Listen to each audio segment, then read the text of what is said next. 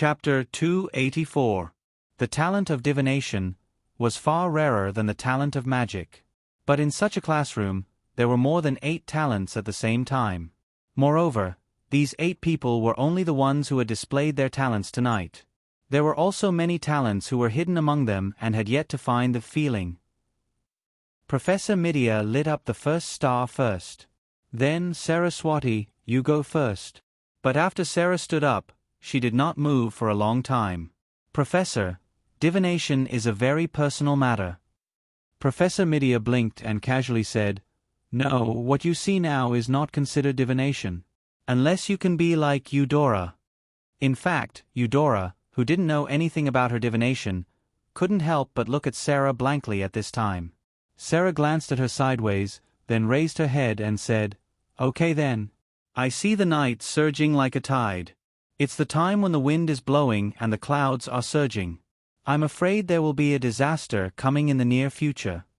Professor Midya clapped her hands and said, Very good, daring to make a judgment is the necessary quality of a prophet. Although there are many interpretations of this phenomenon, a prophet must first believe in their own prophecies. If they don't even believe in their own prophecies, it is even more impossible for others to believe. So, I think you need to be prepared to survive the disaster. Sarah, remember it in 1 second. Midya, next person. Ai Ma Métis. Ai Ma stood up slowly. She didn't know how Professor Midya saw that she had some foresight. That feeling was so faint that even she didn't know if it was an illusion or something. However, since he was called out by the professor, he had to say something. She pondered and said, Professor, I saw a shining star. Maybe it's the manifestation of wealth. Well, actually, my wealth has always been good. Professor Midya tapped her magic wand lightly and said with a smile, That's really enviable. Ai Ma sat down tentatively and found that the professor did not ask her to stand up and reinterpret. She was slightly relieved. At the moment when she hadn't learned anything, she really didn't know how to prophesy. Then, next, the little magisters watched as Fate Seer was called out one by one. The envy in their hearts was written all over their faces. However, the students who were named were very troubled. Because they didn't really observe the future fragments like Eudora, they only saw a little bit of the most superficial omen. Trying to make a decent prophecy with just a little change in the night projection was obviously difficult. The interpretation that was said after being named was mostly the product of racking one's brains. It was an imitation based on one's impression of the prophet. However, this was actually Professor Midya's request. Relying on limited information, he made plausible speculations. That was pretty much it. Luo Boat Broheim. Professor Midya called out Luo Boat's name. However, after Luo Boat stood up, he seemed very excited. He kept gesturing with his hands and said, I saw blood. Professor. Perhaps I'll have a bloody calamity in the near future. Oh my God. I'm not one of the blood and corpses that Eudora mentioned, am I? Relax. Broheim. Professor Midya blinked. What you need is to go to bed on time, stay healthy, and don't have a nosebleed. Luo Boat's mouth was half open, and he couldn't speak for a long time. Professor Midya tapped him with her magic wand and asked him to sit down. Okay, next. After Luo Boat, a student of the House of Fools was also forced to stand up and answer. No one knew what he saw. In short, after getting up, he stuttered for a long time. In the end, he didn't say anything and sat back down. It seemed that he was the kind of person who couldn't speak under the gaze of many people.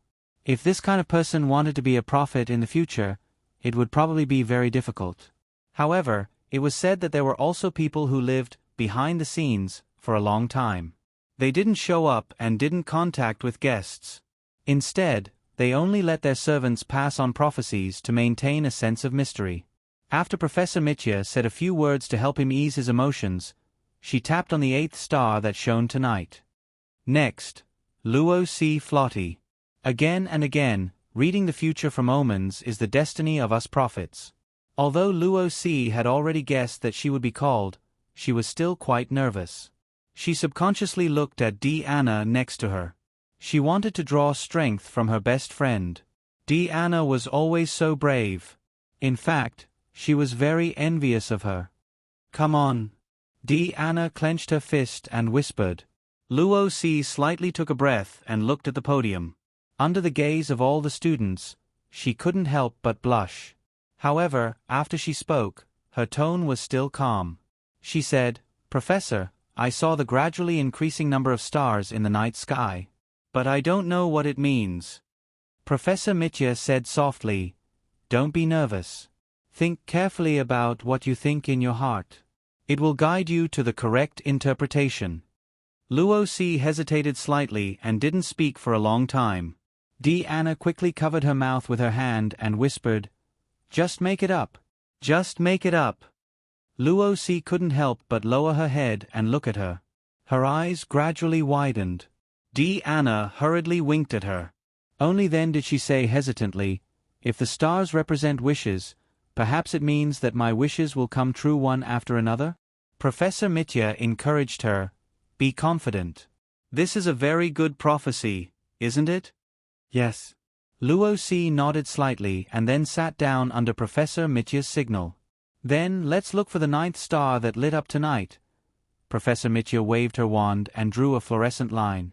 Then, she pointed at the students one by one. Every student who was pointed at by her showed a trace of excitement and nervousness. However, the wand eventually moved away from them. In the end, after a long time, suddenly, Mitya's eyebrows twitched. She noticed a strange fluctuation. Then, she suddenly turned her gaze from the direction of the white Gouda to the direction of the Dake Dimeng in an instant.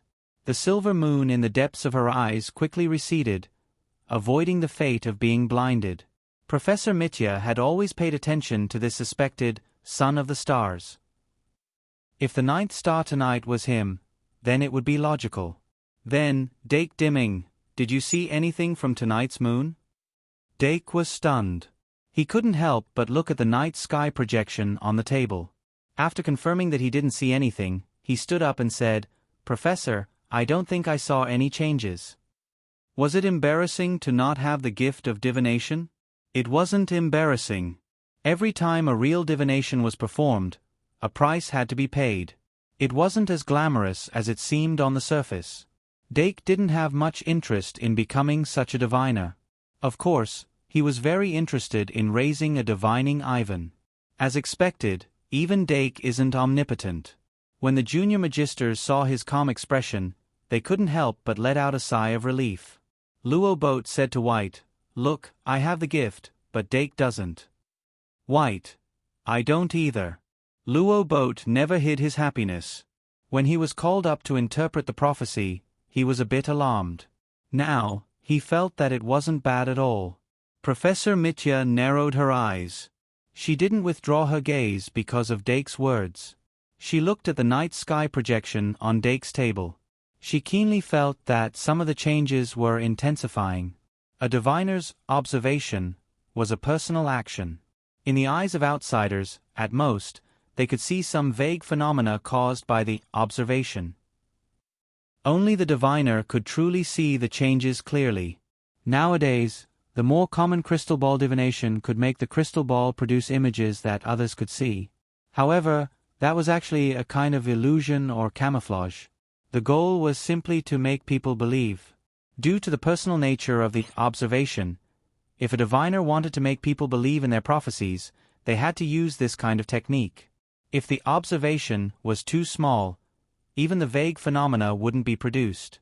Just like the night sky projection in front of him. In the eyes of outsiders, there were no changes at all. However, some of the more brilliant prophets were still able to sense the unusual fluctuations. Without a doubt, Midi had sensed it. She even wondered why Dake Dimeng was lying. Then, was Dake Dimeng really lying? If he knew what Professor Mitya was thinking at this moment, he might be even more excited. Just as he was about to sit down, some vague changes appeared in the night sky projection in front of him. He blinked and subconsciously rubbed the corners of his eyes. The edges of the night sky did indeed change. The edges that were gradually fusing into the air actually became solid. It was like a drawn outline, twisting like a tadpole. And in the night sky, there were vague changes in color. I found the feeling? Dake had a dumbfounded expression. Luo Boat, who had just been happy about his uniqueness, smacked his lips after a long while. As expected of Dake, White's gaze became even more envious. The other students were more or less the same. But Dake's gaze had already shifted to fantasy beast, Ivan, who was leaning against the stand. He immediately discovered that Ivan was closely staring at the night sky. The atmosphere was unusual. He immediately realized. He wasn't the one who had found the feeling. Peeking at fate, please interpret fate.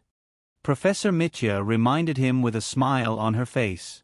Dake adjusted his expression, but his gaze was still moving back and forth between little Ivan and the night sky. He couldn't make up his mind. At this time, should he just casually make up a line, or should he honestly admit that tonight's ninth star was a magic guide sprite? Although magic guide sprites with prophecy, sure kill skills did exist. But having a sure kill skill and learning prophecy were two completely different things. Dake's magic guide sprite had already shown a relatively high IQ in the duel. But he still forbade the Diru beast and the little fiend from speaking in front of outsiders in order to limit people's speculations about its high IQ. Now, if little Ivan was exposed... No. There was another problem he needed to pay attention to. If he lied, he might not be able to hide it from Professor Mitya. Moreover, was there a need to lie? It didn't seem so. While Doc was thinking about this, after Professor Mitya carefully sensed the source of the fluctuations, she found the source of the fluctuations. Her eyes couldn't help but reveal a trace of unconcealable astonishment. From the beginning of the class, she had been very curious as to why Dake Dimeng had placed such a magic guide card on the table. Now, she seemed to finally understand a little. But this was just too shocking. Professor Mitya's reaction was very fast. She didn't even wait for Dake to speak and said, "Of course, some fates can't be spoken. If student Dimeng is willing, you can talk to me after class." How could Dake not see that she was giving him a way out? He nodded and said, "Thank you, Professor." The astronomy class continued.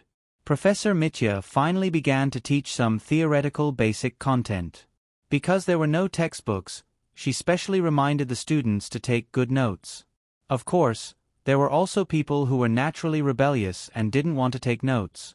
But on the whole, the students were still very serious. It was mainly because of the performance of Eudora and the others, which made many people have a strong interest in divination. At 9 p.m. sharp, with the sound of the bell, this week's astronomy class finally came to an end. After Professor Mitya finished assigning the homework, she put on her witch hat. But this time, she didn't leave in a carriage. Instead, she said to the audience, "Eudora Enwei and Dake Dimeng, stay for a while." Doc slowed down the speed of packing up his things. Deanna said excitedly, "Then we'll go first." Dake raised his head and said, "Okay." Deanna pulled Luo C out of the door. On the other side, when Eudora saw that Dake was also left behind, her cheeks were slightly red. She trembled slightly and suppressed her excitement. After the students who wanted to stay in the classroom to join in the fun were chased away by Professor Mitya, the surrounding environment was instantly deserted. Professor Mitya raised her magic wand and pointed at the ceiling. The ceiling closed and covered the night sky. She walked to the podium, looked at Eudora first, and said softly, "How is it? Can you give me an answer now?" Eudora bit her lips nervously and squeezed out a mosquito-like voice. "Professor, I'm very willing to be your student, but I still need my parents' consent." Mitya smiled. "Don't worry. As long as you are willing, your parents will not disagree." She was confident. Then, Mitya walked towards Dake and looked at the magical illusion beast, Ivan, in his hand. The silver moon in the depths of her eyes appeared again. The feeling this magic elf card gave her was getting more and more strange. She said bluntly, "Dimming, your magic elf." Dake grinned and said, "Yes, Professor. As you can see, I think it has a talent for divination." 2 in 1, forced. I'm sorry for the mistake. Think of a way to make up for it today. Chapter 285. A Magic Fairy with the Gift of Divination. If she hadn't seen it with her own eyes, Midya wouldn't have believed such a ridiculous thing. But at this moment, the truth was right in front of her eyes. She had no choice but to believe it. Let me take a look. Midya bent down. Her heavy heart could not help but hang high in the air. The gully of her thoughts was snow-white and deep. Dake quickly looked away and placed Magical Fantasy Beast, Ibu, on his palm. Inside the magic card, little Ibu tilted its head and looked at the old auntie curiously. Midya suddenly felt a trace of disrespect and couldn't help but frown. But after a moment of careful observation, she couldn't see anything other than the intelligence of the magic fairy being higher than 3-0. Can you summon it? Midya asked hesitantly. Website. https://m. Vipkanchu. VIP. Dake nodded, of course. Then he raised the magic card and chanted the summoning spell. Ibu-chan cheered and jumped out of the magic card.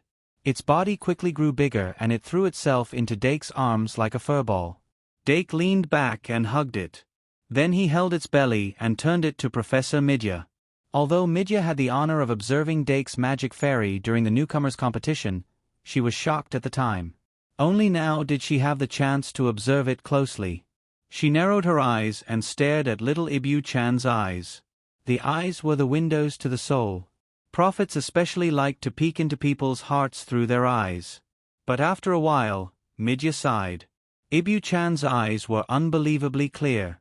It was like a newborn baby. There was only curiosity about the outside world and longing for its mother.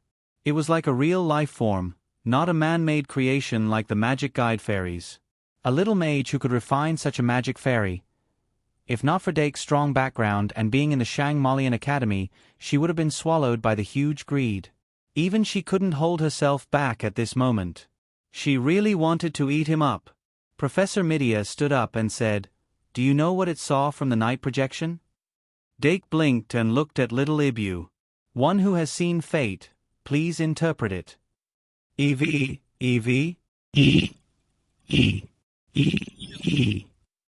Dake shrugged and looked at Professor Midya. "Professor, I hope you understand." Professor Midya laughed heartily. "I heard that when the bond between you and a magical elf reaches a certain level, you will be able to hear each other's thoughts. Looks like you're still lacking." Dake, "Professor, I'm just a first-year student." Professor Midya sighed.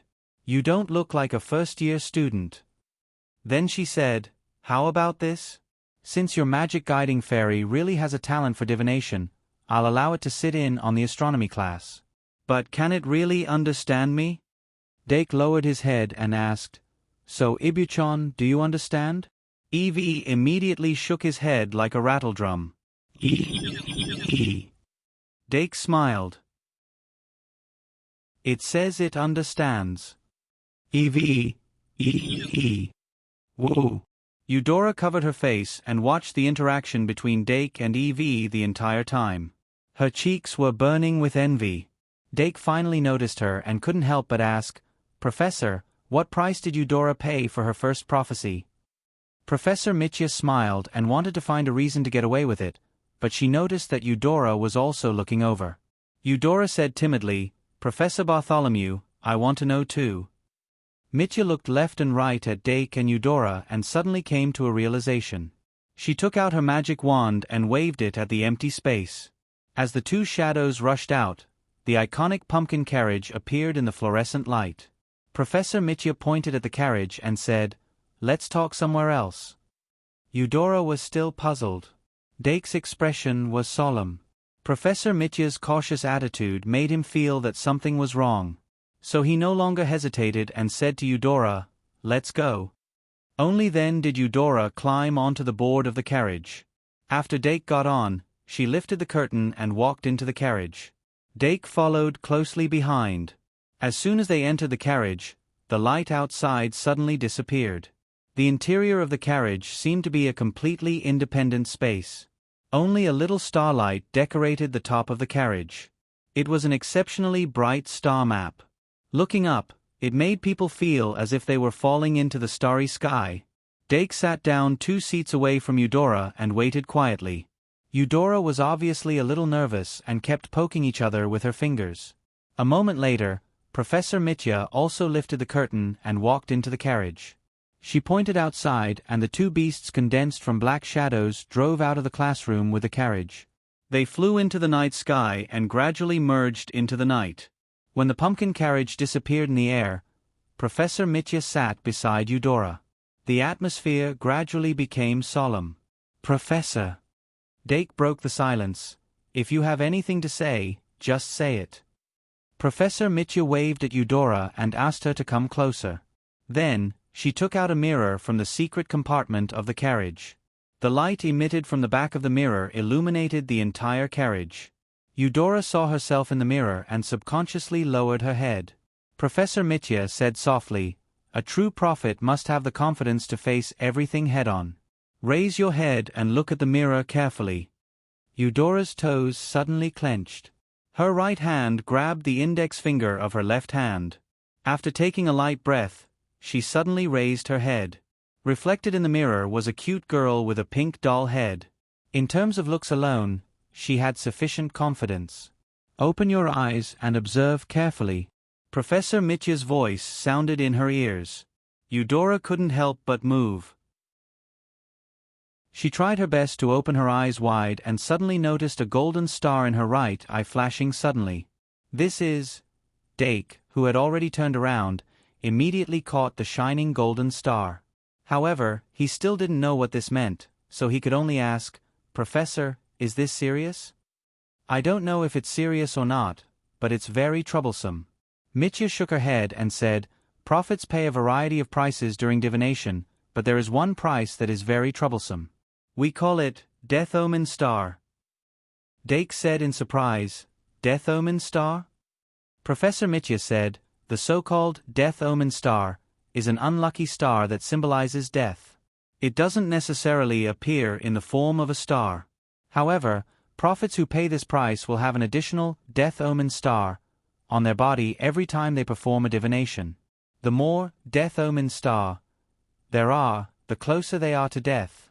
We can't know what the limit of Death Omen Star is. Maybe 2, maybe 3. Dake quickly understood and couldn't help but gasp. "Doesn't this mean that every divination is a gamble of life?" Professor Mitya nodded and said, "You can understand it that way." Dake couldn't help but glance at Eudora and then said, "Professor, if that's the case, then she should stay away from divination, not." Mitya said helplessly, "I know what you mean." But after the clairvoyant's first divination, there was no turning back. Sometimes, a sudden divination was not something that could be controlled by one's will. It was a kind of guidance from the unseen world. We call it apocalypse. Dake, apocalypse. Mitya, yes, apocalypse. Many prophets spend their entire lives trying to get apocalypse. However, we who have the eyes of stars will always receive extra favor from fate. Heavenly revelations aren't rare to prophets who possess the eye of the stars. Dake couldn't help but frown. If you want to wear the crown, you must bear the weight. The eyes of stars was a gift from heaven. With the eyes of stars, one could take big strides forward on the path of prophets and touch the realm that ordinary people could not reach. However, they also needed to bear the responsibility of being bestowed by heaven. In other words, they had to bear the apocalypse. An uncontrollable apocalypse meant an uncontrollable price to pay, especially for prophets whose price was the Death Omen Star. Every apocalypse was a life and death judgment. Eudora had already embarked on this path, so there was no way to avoid it. In such a situation, it was better to take advantage of the situation and become a prophet. Instead of living in the shadows, it was better to sacrifice herself for glory. However, this was too cruel for an 11-year-old girl. Professor Mitya decisively announced the acceptance of her as a disciple in the classroom. It was probably because of this consideration. Dake took a deep breath and probed, Since this is a problem that has been accumulating for a long time, haven't the prophets of the Star Tower tried to solve it? Mitya shook her head. Other than gradually mastering the operating law of astrology during the learning process and avoiding using divination outside of Apocalypse, there is no other way. Although that was the case, there was actually a way. And it was easy to think of. Since the final price of the Death Omen Star was death, then as long as one could successfully avoid death, one could carry the Death Omen Star and divine to their heart's content. In other words, becoming an undying species was a way to solve it. Whether it was zombies, liches, or ghosts, they could perfectly ignore the price of the Death Omen Star. But in fact, if one really became an undying species because of this, then the change in life form was likely to cause the price of divination to change. Fate was never friendly to peepers. Am I going to die? Just as Dake was deep in thought about this, Eudora, who had been listening by the side, suddenly burst out with this sentence. Professor Mitya quickly comforted her. Of course not. You will become a great prophet. Eudora muttered, I just want to be more useful. Mitya, you will. Eudora and Mitya chatted in a low voice. Dake chose to listen. Professor Mitya would go to Sister Kalyen next and ask her to perform a full-body examination on Eudora to prevent other hidden costs. Moreover, Professor Mitya was also going to ask Sister Kalyen to concoct a bottle of eye drops to cover the golden star in Eudora's eyes. However, this cover was only on the surface. Professor Mitya might start from another aspect, by artificially guiding the change in the price to avoid the Death Omen Star. However, Dake could no longer participate in the conversation after that. Moreover, it was not suitable for him to continue traveling together. Therefore, at 10 o'clock in the evening, Dake got off the carriage and temporarily separated from Professor Mitya and Eudora. He hugged little Ivan tightly in his arms and looked at the disappearing pumpkin carriage. After a faint sigh, he turned around and left. Dake, who returned to the dormitory, extracted all the prophecies from tonight and wrote them on a page. Then, he took out a form that was used to learn how to pronounce the words. Using the dumbest method, he tried to pronounce the words one by one until Abusa-chan finally wrote down the changes in the curtain of the night that it saw tonight. It was not a drastic change. In conclusion, many pitch-black tentacles that looked like tadpoles had grown out of the night. They were shivering in the wind like kelp, and they were all over the place. As for what this scene meant, Dake tried to interpret it, but he always felt that it was meaningless to interpret it, so he put it aside for the time being. It was like writing an entire page of interpretation of the prophecies tonight, but it was useless. The only useful thing was Eudora's prophecy. And the more he thought about it, the deeper the meaning. The stars will fall, the sky will collapse, the day will no longer be day, the night will no longer be night, and the gods will no longer be gods. Don't think in the direction of the resurrection of the Demon King. But only one word to describe it. Without a doubt, this is the dusk of the gods. However, the dusk of the gods had already happened in an unknown era. According to the literature, during the dusk of the gods, all the gods were thrown into the world's big boiler like dumplings and were cooked in a few minutes. In short, it was such an era. But if we forcefully interpret it in this direction, before the dusk of the gods, is there a segment called the awakening of the gods? Thinking of the resurrection of the moon goddess last semester, Dake felt his scalp go numb. If there was a similar segment, then it was very likely to be a structure that transcended the original work. After all, the original work was largely a dating game limited to the Academy. But that did not mean that the plot of the original work was the entire development of the world. Hypothetically, we are just hypothetically, the awakening and fall of the demon god at the end of the original work was just the prelude to a great era. Dake chose to sleep, ZZ, on the same night. Although the first-year students said that they didn't care, that it was just so-so, that it wasn't credible, and so on, when they really had nightmares, they were all sneaky. On the contrary, after receiving Sister Kalyen's examination and Professor Midya's counseling, Eudora, because she felt an unexpected degree of concern and worry from Dake tonight, she had a beautiful dream that was not suitable to be made public. 2 in 1. Chapter 286. He woke up from a dream. Dake suddenly opened his eyes. His back was wet and cold, and his chest was heavy. He couldn't help but gasp for air. But after taking a deep breath, he silently pulled out little Ivan, who had curled up into a ball of fur, from the bulging bedding. His chest immediately felt much better. Yawn, Dake lightly yawned and quietly got out of bed. After a month and a half, school life gradually got back on track. The 3 new professors also slowly integrated into the lives of the little magisters. It was no longer strange for them to occasionally run into each other in the castle after class. Dake wrapped himself in a scarf and ran from the 2nd floor of the castle to the 1st floor according to the usual route. He then made a big circle and returned to the tower. His muscles and bones were relaxed. The aroma of milk floated out of the window and into the air. Shang Mulian welcomed a new day full of vitality. Remember the website, VIP Kanshu. VIP. The first class on Thursday began with Professor Li in a fit of pique. She divided the homework handed in by the students from the previous class into 2 stacks on the podium. Then she puffed up her cheeks and looked at the students below. The atmosphere suddenly became stagnant. AI Ma. Yes. AI Ma stood up with a puzzled expression. Professor Li handed over the stack of papers on the right. Help me distribute the homework. Yes, Professor. AI Ma let out a sigh of relief. She took the papers and began to distribute them.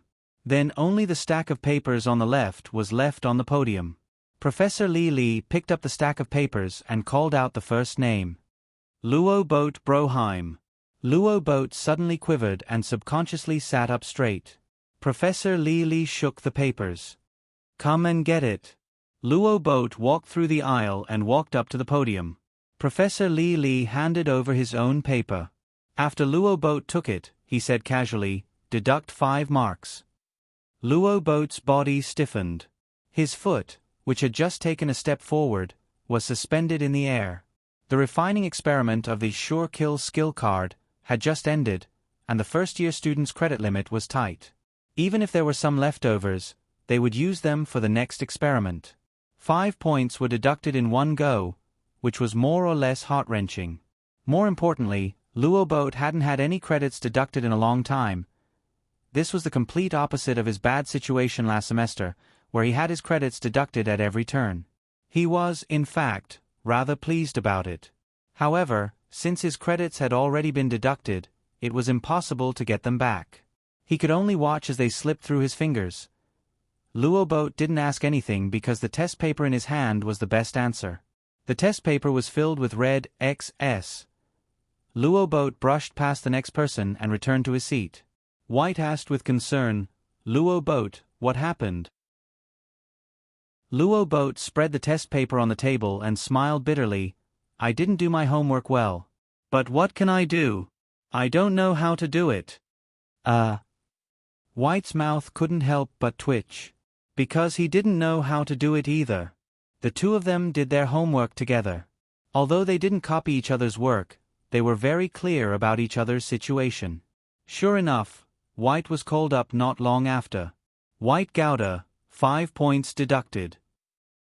He held the points deducted in his mouth as if he was holding back tears. The students with poor homework were called up to the podium in turn and had their points deducted one by one.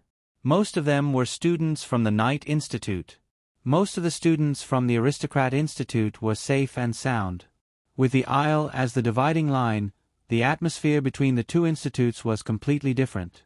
The students from the Aristocrat Institute looked at the students from the Knight Institute who were called up as if they were watching a show. The students from the Knight Institute almost ground their teeth to pieces when they realized that almost no one from the Aristocrat Institute was called up to the podium. Originally, if everyone's homework was bad, it would be Professor Li's turn to reflect on herself. However, if only a small portion of the students did poorly, it would make people wonder if they weren't paying attention to the lecture. Even though Professor Li was actually throwing a tantrum. However, the reason for the deduction of points was ironclad. Many people simply scribbled on the test paper to cope with the situation. They didn't have the courage to complain even if they wanted to. Fortunately, Professor Li didn't say anything else after the deduction of points. She just started to talk about the test paper step by step. The way she explained the content of the test paper was easier to understand than the way she explained it directly. However, if one didn't even understand that 1 plus 1 is equal to 2, how could they understand that 1 plus 1 is equal to 1 times 2 equals 2? The atmosphere of the arithmetic class was dull. It gave people the feeling of a hot summer day that they couldn't breathe. After Professor Lily finished talking about the test paper, she continued with the class. Even though she already knew that some people didn't understand, this was the way of teaching. She couldn't just start over because of a small portion of people.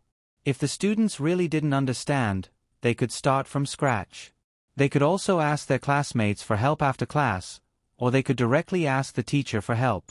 If they didn't even have the initiative to do this, then sometimes the teacher couldn't be blamed.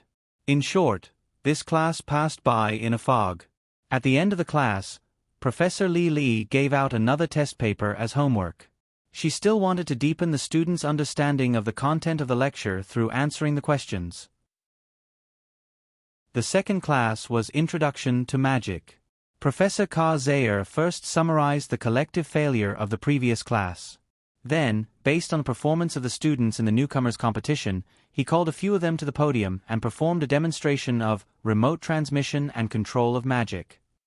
However, he was surprised to find that other than Anna, who had already demonstrated remote control of the magic ball in the competition, the other students had more or less mastered it. No. He quickly noticed. Even the rest of the students besides those few students had some foundation. How did they do it? Although the average talent of this year's cohort is better than the previous cohort, it's not to the extent of overturning the previous cohort. Professor Zayer couldn't help but be a little distracted. Then, on the way to continue teaching, he finally found the secret of how the students gradually mastered this high-end technique. At some point in time, it started. Everyone in the classroom was practicing a technique called pen spin all the time. Under the premise of having the necessary talent, remote transmission and control of magic was originally something that could be practiced. It was just that some people needed to practice for a year and a half to master it, while others only needed a few weeks. The magic ring that Professor Zayer gave to Dake for Christmas was a tool that was specially used to practice this technique. However, at this moment, Professor Zayer suddenly discovered that pen spin seemed to be able to let people take the initiative to participate. After mastering a little, they could even, unconsciously, continue to practice with super high intensity. This was the so-called teaching with fun. He couldn't help but sigh. The importance of proper education was indeed great. After that, he began to seriously consider whether it was necessary to take the initiative to promote the pen spin in the academy. For the time being, let's not talk about Professor Li's troubles and Professor Zayer's considerations. In the history of magic class in the afternoon, Professor Ryan Hux, after several adjustments, once again talked about the history of the war against the demons that he had personally experienced. He still couldn't control his emotions well in this aspect, and occasionally showed his irritable side. Just like the hair on the top of his head, somehow it turned into an afro. The students all knew that he had become Sister Kalyen's guinea pig for hair growth, but they still couldn't help but snicker secretly. The next day, Friday, after Professor Cheong-si's dual class, the little magisters finally welcomed the third class of magic beasts since the start of the school term. As early as Wednesday noon, they had already handed in last week's homework.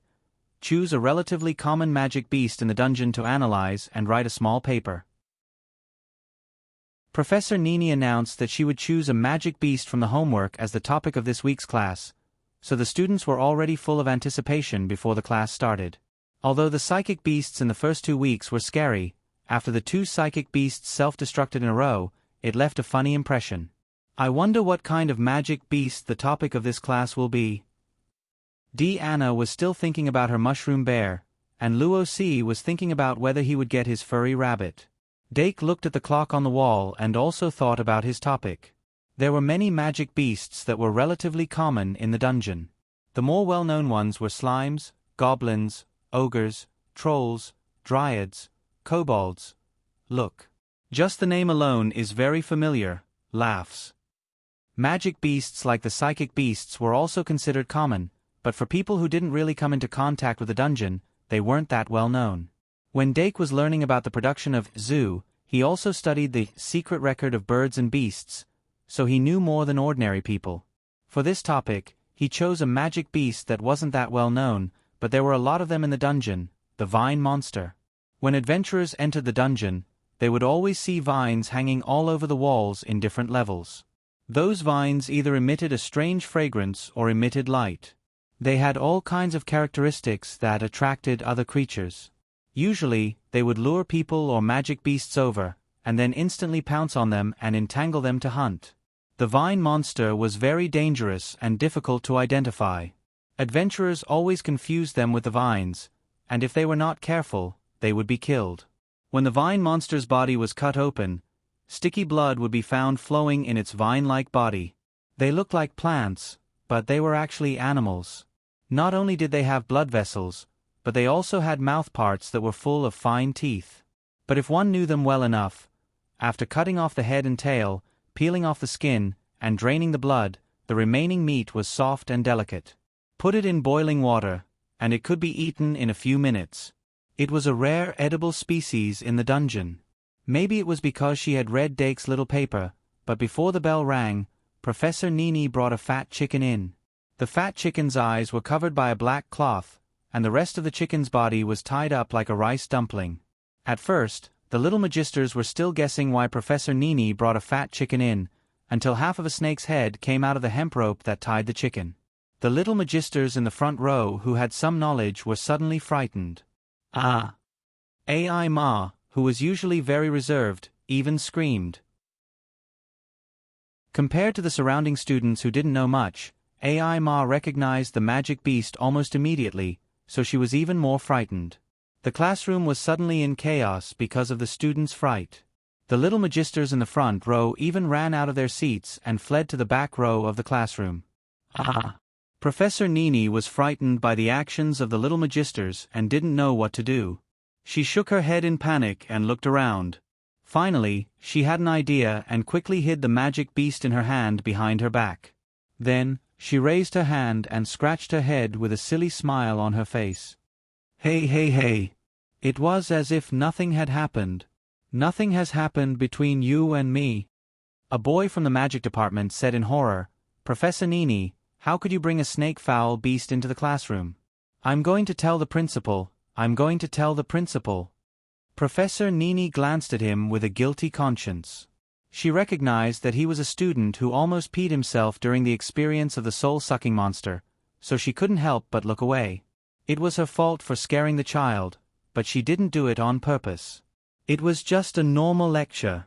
She gathered her courage and tried to say, everyone, can you calm down a little bit? Actually, it's not what you think. AI Ma's forehead was covered in cold sweat. While subconsciously protecting Susan and Lucy behind her, she said loudly, Professor Nini, that's a snake-fowl beast, right? The legendary magic beast that will turn into stone when it looks at you? After hearing AI Ma's words, Professor Nini quickly shook her head and said, No, it's not a snake-fowl beast, it's a cockatrice beast.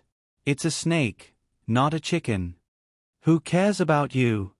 A loud voice from the Academy of Knights suddenly roared, whether it's a chicken or a snake, does it have anything to do with its ability to turn people into stone? No way. Professor Nini subconsciously pulled the cockatrice beast out from behind her. She pointed at the narrow black cloth covering the corn's eyes with her thick fingers and argued loudly, as long as the eyes are covered with cloth, it won't turn people into stone. However, another girl from the Academy of Magic pointed at the cockatrice beast and said in horror, It's coming out.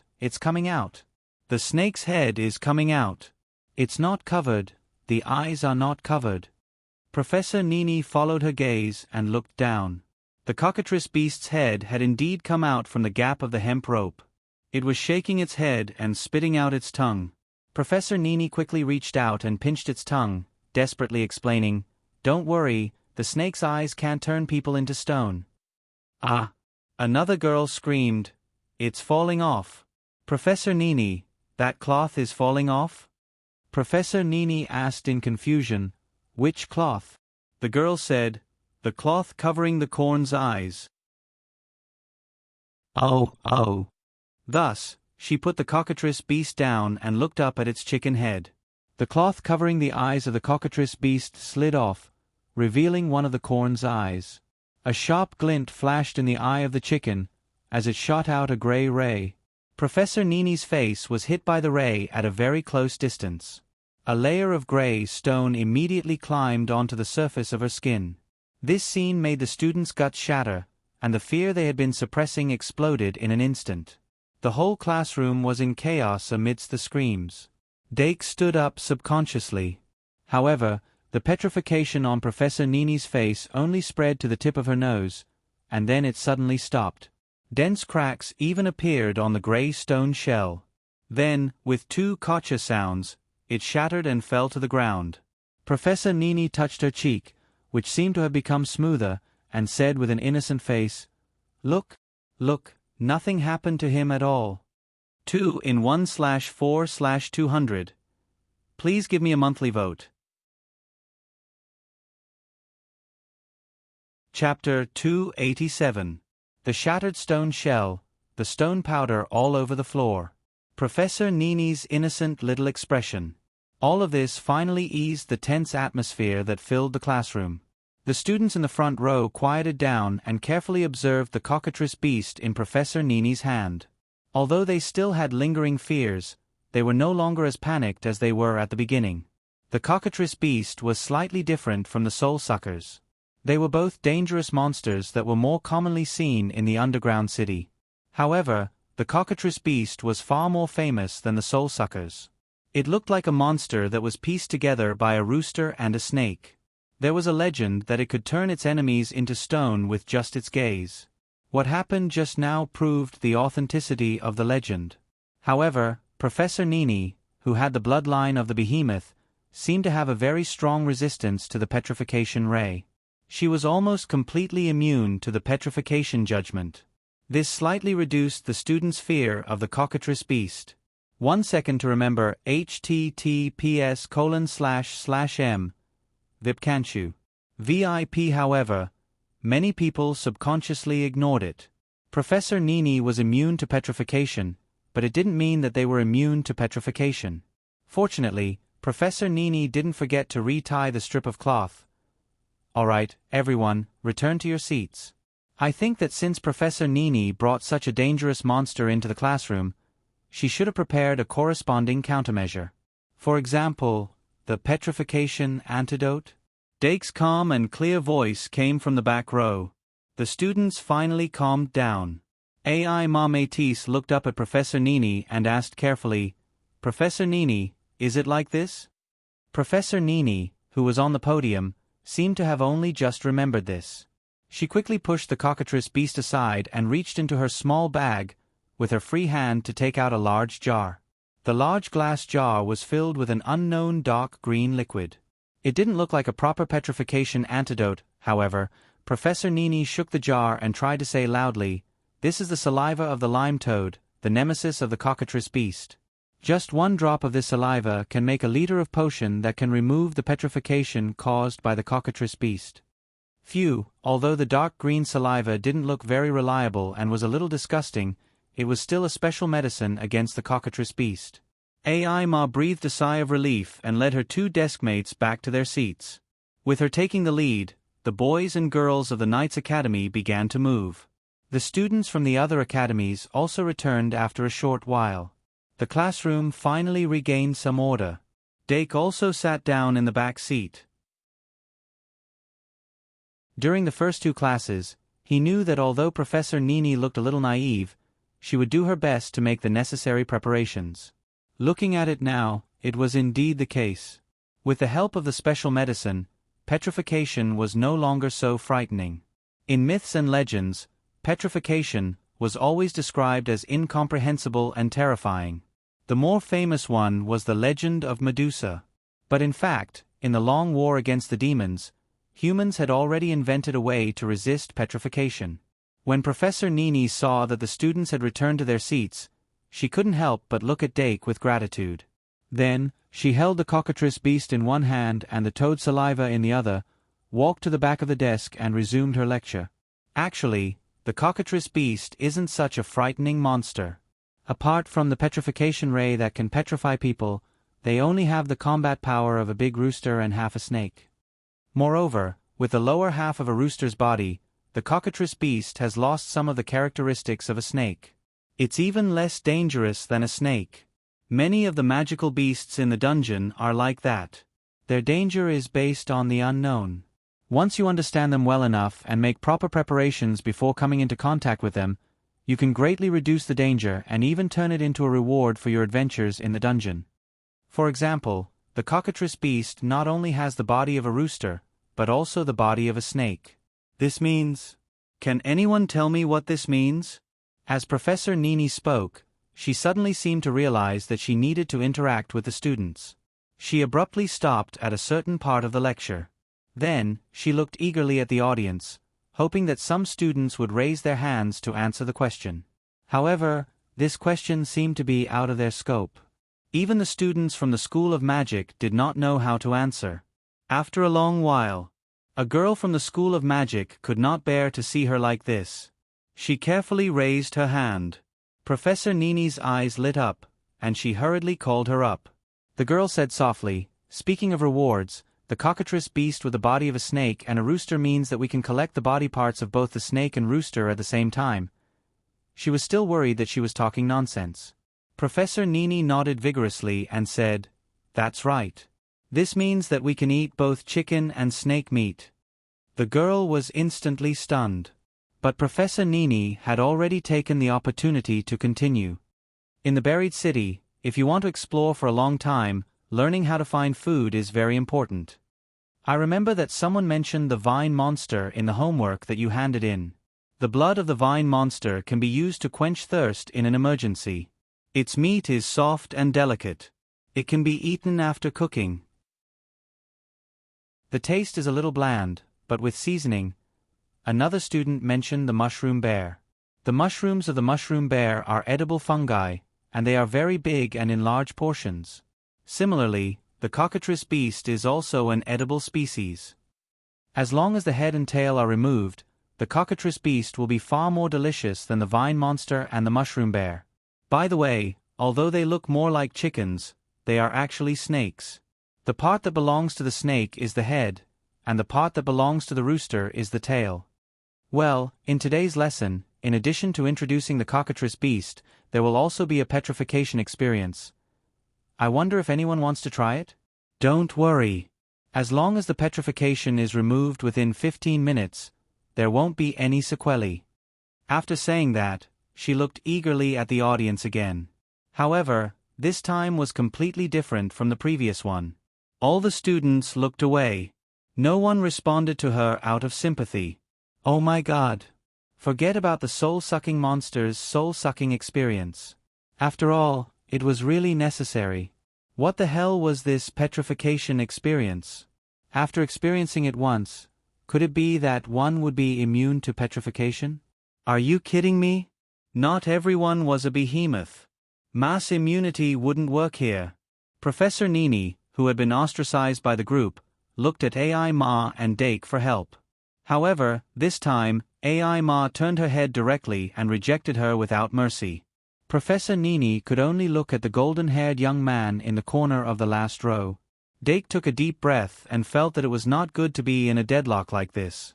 He stood up and said, "Professor Nini, the petrification experience is indeed not necessary. If we encounter it suddenly, it will be difficult for us to take out the potion before we are completely petrified. If we are on guard, we just need to cover our bodies with inorganic materials and we don't have to worry about being petrified. The best way to deal with the cockatrice beast is to have a companion by your side." Professor Nini looked curious. What's non-organic material? Dake, a non-vegetarian chicken. Professor Nini, ? Dake, just kidding. Anyway, instead of having a petrification experience in class, why don't we explain which parts of the cockatrice beast are the most delicious? The explanation in this aspect was not only useful, but also useful. It could also reduce the students' fear of the cockatrice beast. In the underground city, calmness and composure were more important than anything else. After that, Professor Nini listened to Dake's opinion and dissected the cockatrice beast on the spot. That scene. Let's not talk about it. It was not until the second half of the class that Professor Nini successfully roasted the meat of the cockatrice beast in high spirits that the students felt less nauseous. So, who on earth chose the cockatrice beast as the assignment for the last class? The White Gouda applied for exemption from responsibility. The assignment for this magical beasts class was to write a small paper on the topic of the cockatrice beast. After assigning the assignment, Professor Nini couldn't wait to run away with the roasted meat. The saliva dripping from the corner of her mouth had already revealed her deepest desire. Hey, Deanna wants to try it too. Deanna looked at the cockatrice beast roasted meat disappearing at the door of the classroom and couldn't help but look depressed. Then let's have chicken for lunch today, Dake said casually. Deanna nodded hard and said, let's have chicken. The chicken was out of stock in the cafeteria for lunch today. In short, today's Magical Beasts class was also very interesting. The initial shock had become the topic of conversation after the meal. Especially the dissection and cooking in class, which was probably something that the little magisters would never have thought of. They ate the chicken with great relish and were looking forward to next week's Magical Beasts class. Not long after the meal, the passage to Traveler's Street finally opened.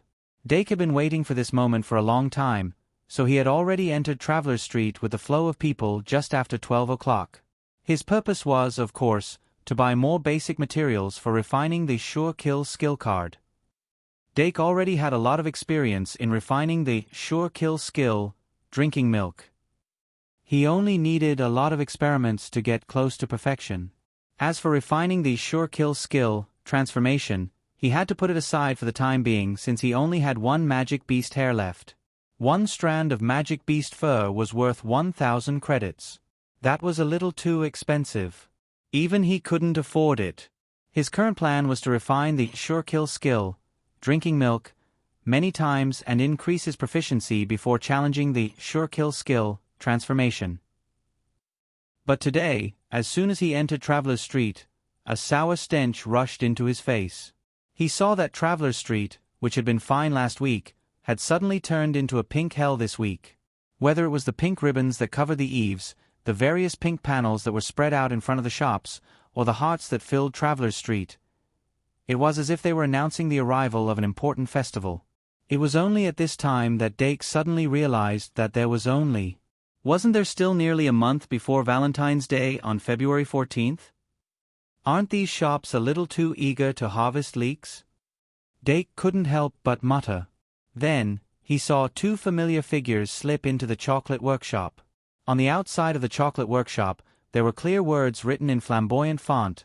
Learn how to make chocolate quickly. Learn quickly in 2 days. Guaranteed mastery. Clearly, the classroom didn't reveal any related atmosphere at all, but the first-year students who were gradually becoming more sensitive to this had already begun to secretly arm themselves. A war without gunpowder had already revealed its magnificence. The children's growth was rapid. The Halloween ball. The Christmas ball. It was enough to teach them what a single dog was. Since they didn't catch the wind of the Halloween ball, nor did they catch the tail of the Christmas ball, they couldn't show their weakness on Valentine's Day. And Valentine's Day had a very good custom. They didn't need to worry about whether there would be a response or not. On the other hand, White Day and Valentine's Day were separated by a whole month. People gave gifts on Valentine's Day and received gifts on White Day. There was a whole month gap between these two events. Even if they didn't receive a gift in the end, it wasn't easy to be remembered by others. And it wouldn't be embarrassing. As for those who wanted to publicly confess on Valentine's Day, he could only wish them to die on the spot. Dake had always had a bad impression of this so-called Valentine's Day. Chocolate and roses and a sense of ritual. It was tiring in all aspects. Two parallel lines were forcibly twisted and crossed together, but in the end, they would still go further and further away. It was too deliberate. Unfortunately, everything in life was deliberate.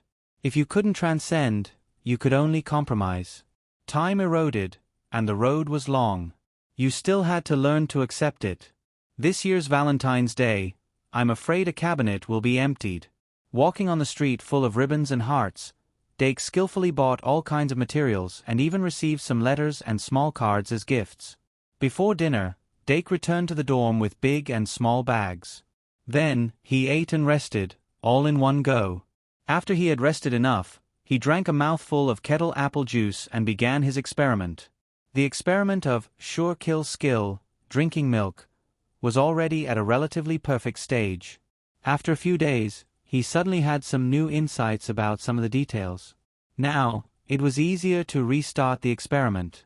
Tonight, the first sure kill skill, drinking milk, only took half an hour to refine, and the completion rate was better than before. However, he didn't rush to fast forward. Instead, after refining this one, he compared it with the recorded experimental data to find the differences, distinguish the optimized parts, and record them down. For this kind of experiment that needed to be repeated many times to optimize, the recording of data was very important. In the subsequent experiments, he kept the optimized parts on the basis of further filling in the gaps and looking for a better solution. If it failed, he reflected and corrected it. If it succeeded, he compared it with the extraction and continued to optimize. Overall, the progress of the experiment was going up, and the completion rate of each one was higher than the previous one. Although he didn't reach the extreme on Friday night. But there was still Saturday and Sunday. If he invested financial, material, and energy, there would be results. 2 in 1. Chapter 288. The entire weekend. Dake was immersed in the research of the Sure Kill skill card. On Sunday afternoon, he finally managed to optimize the Sure Kill skill, drink milk, to close to 100%. The reason why he progressed so quickly was not because he was very strong, but because he had chosen the core materials perfectly. Dake's milkweed could be said to be the mother of the milk can. The milk that was fermented by the kettle pot was one of the core materials for the milk can. The compatibility between the two was unparalleled. In comparison, although the fur of the fantasy beast was relatively compatible with the transformation, the nature of the fantasy beast was constantly changing, so it might not achieve the desired effect. That night, after Dake had made enough Sure Kill skill, drink milk, he put all the Sure Kill skill, drink milk cards into a small backpack. Then, under the expectant gaze of the milk can, he carried the pink backpack on his back. Moo moo moo, the milk can was so excited that it mooed. For the past 2 days, it had been working hard to experiment with the Sure Kill skill, drink milk. Now, it was finally paying off. With this backpack full of Sure Kill skill cards, it would be more than enough to walk around the castle. First website, https://m, Vipkanchu. VIP. Finally, after the little demon beast, there was another magic guide elf that could go out and play. Every time it went out, it would have to come back to its master to replenish its magic. Of course, Dake did not find it troublesome. He even custom-made a silver plate with the dimming emblem engraved on it in advance, and reminded the milk can not forget to wear it when it went out. The Shang Malian school rules did not have any restrictions on the movement of magic guide elves. So, at least before the new school rules came out, the milk can move around freely. If it wore the silver plate with the dimming emblem engraved on it, it would be able to move around freely. The other magic guide elves looked at the milk can's small backpack and small plate with envy written all over their faces. Unfortunately, they couldn't use Sure Kill skill, drink milk. The only one with healing skills was Moon Ibu after Ibu-chan used Bliss 3, Moon. Therefore, if they wanted to go out and explore, they could only rely on the milk jug. Fairy Ibu's large eyes spun around like the wheels of a cart. Clearly, he had already begun to think of a deal. The Dilu beast focused its attention on the picture book, indicating that it was not envious at all. Dake rubbed its face against Big Milk Can's cheek and returned to the lab table with satisfaction. It then began its last experiment of the day. He was going to start refining ultimate skill, transformation. The last strand of fantasy beast hair, the last material for ultimate skill, transformation. It took him an entire hour to complete the experiment. The result of the experiment couldn't be considered a failure, but it was basically within expectations. It could only be said that the completion of this sure kill skill card was still not enough, and the effect of transformation was not ideal. After Dake finished recording the data, he sighed slightly. Refining a sure kill skill card was indeed not that easy. He had been too naive. If he really wanted to learn something, it was not something that could be done through repeated experiments. Theoretical research was also very important. However, if he wanted to have theoretical achievements, he would need Professor Ka Zayer's guidance. However, Professor Ka Zayer did not completely study this technology. Therefore, unless he was determined to invest a large amount of time into it, it was better to put aside the research on Ultimate Skill Card. Also, Dake did not want to bite off more than he could chew. He still had a lot of research to do, and it was not good to add another one. He could only postpone it. At 10 o'clock at night, the moon was above the clouds. After Dake finished his underworld spirit spell practice for the day, he went to bed. Ever since he started practicing underworld spirit spell, he rarely had insomnia. He basically fell asleep as soon as he laid down, and the quality of his sleep was surprisingly good. This was probably one of the reasons why he could practice underworld spirit spell for half an hour every day. All in all, he slept very deeply tonight. He did not notice that the little cuties that would crawl into his bed every night were not harmonious during this process. However, tonight, the situation in dorm 201 was slightly different. Fairy Ibu, who was usually the fastest to move, did not move tonight. Only the Dilu beast came down from its small bed as if it was a matter of course. With a few steps, it squeezed into Doc's bed. After the little fiend beast carefully observed, it also carefully crept in from the other side. Seeing that no one moved, Ibu also crawled in and squeezed with the little fiend beast. These two one-star little cuties gradually learned how to hug each other for warmth. After a while, the two magic guide fairies opened a slit in their blankets, revealing only two pairs of small eyes that looked outside. However, the biggest threat, Fairy Ibu, still did not move. The warmth in the bed gradually grew. The little fiend beast and Ibu's eyelids slowly closed. The night deepened. The breathing in the dorm became even and stable. More magic guide fairies fell asleep. Bada! A soft sound rang out. Two of the small beds moved. Suddenly, a small hoof popped out from one of the small beds. Big Milk Jug got off the bed and looked around carefully. Immediately afterwards, Evie, who was on the other small bed, also lifted her blanket. With a small jump, she silently landed on the plush carpet. The two 4-star magic guide fairies born from Bliss looked at each other and quietly slipped to the window where the moonlight slanted in. Although the milk can was an ordinary magic guide fairy, its energy compatibility with the fairy element was very good. Because of Bliss, it also had a natural fondness for moonlight. Fairy Ibu naturally did not need to be mentioned. The two magic guide fairies enjoyed the gentle caress of the moonlight and could not help but squint their eyes into crescent moons. After a while, only then did Evie whisper to the milk jug, "Me, me, oh, me." The milk can patted its chest and said, "Moo, moo, moo, moo." Fairy Ibu sat down, raised the meatball, and flicked out a claw. "Me." The milk can tilted its head and thought for a moment, then shook its head vigorously and raised two hooves. "Moo." Fairy Ibu could not help but frown, but it gritted its teeth and held on for a while, then slowly flicked out a second claw. "Me-oh." The milk can shook its head firmly. "Me-oh." Fairy Ibu said angrily and finally stretched out a third claw. Only then did the milk can nod in satisfaction and put down its two hooves. Then, Fairy Ibu took out 3 little red flowers from its small cabinet and handed them to the milk can with a pained expression. The milk can took the little red flowers and immediately put them into its small cabinet, its face filled with joy. Thus, the two sides reached a deal. Big Milk Jug then carried his little backpack that was stuffed full of Sure Kill Skill, Milk Jug, and quietly moved to the door. When it reached the door and turned its head slightly, it saw that Fairy Ibu was already following behind. "Moo." Fairy Ibu curled its lips and stretched out its ribbon to wrap around the door lock. With a light twist, it opened the door. Then, it wrapped around the door handle and carefully pulled the door open. A cold wind blew into the room, causing the two magic guiding fairies to shiver slightly. Moo! The milk can blew at the wind and returned to the bedroom. It took out a scarf from the small cabinet and put it on with great care. Fairy Ibu glanced at it, but did not take its scarf.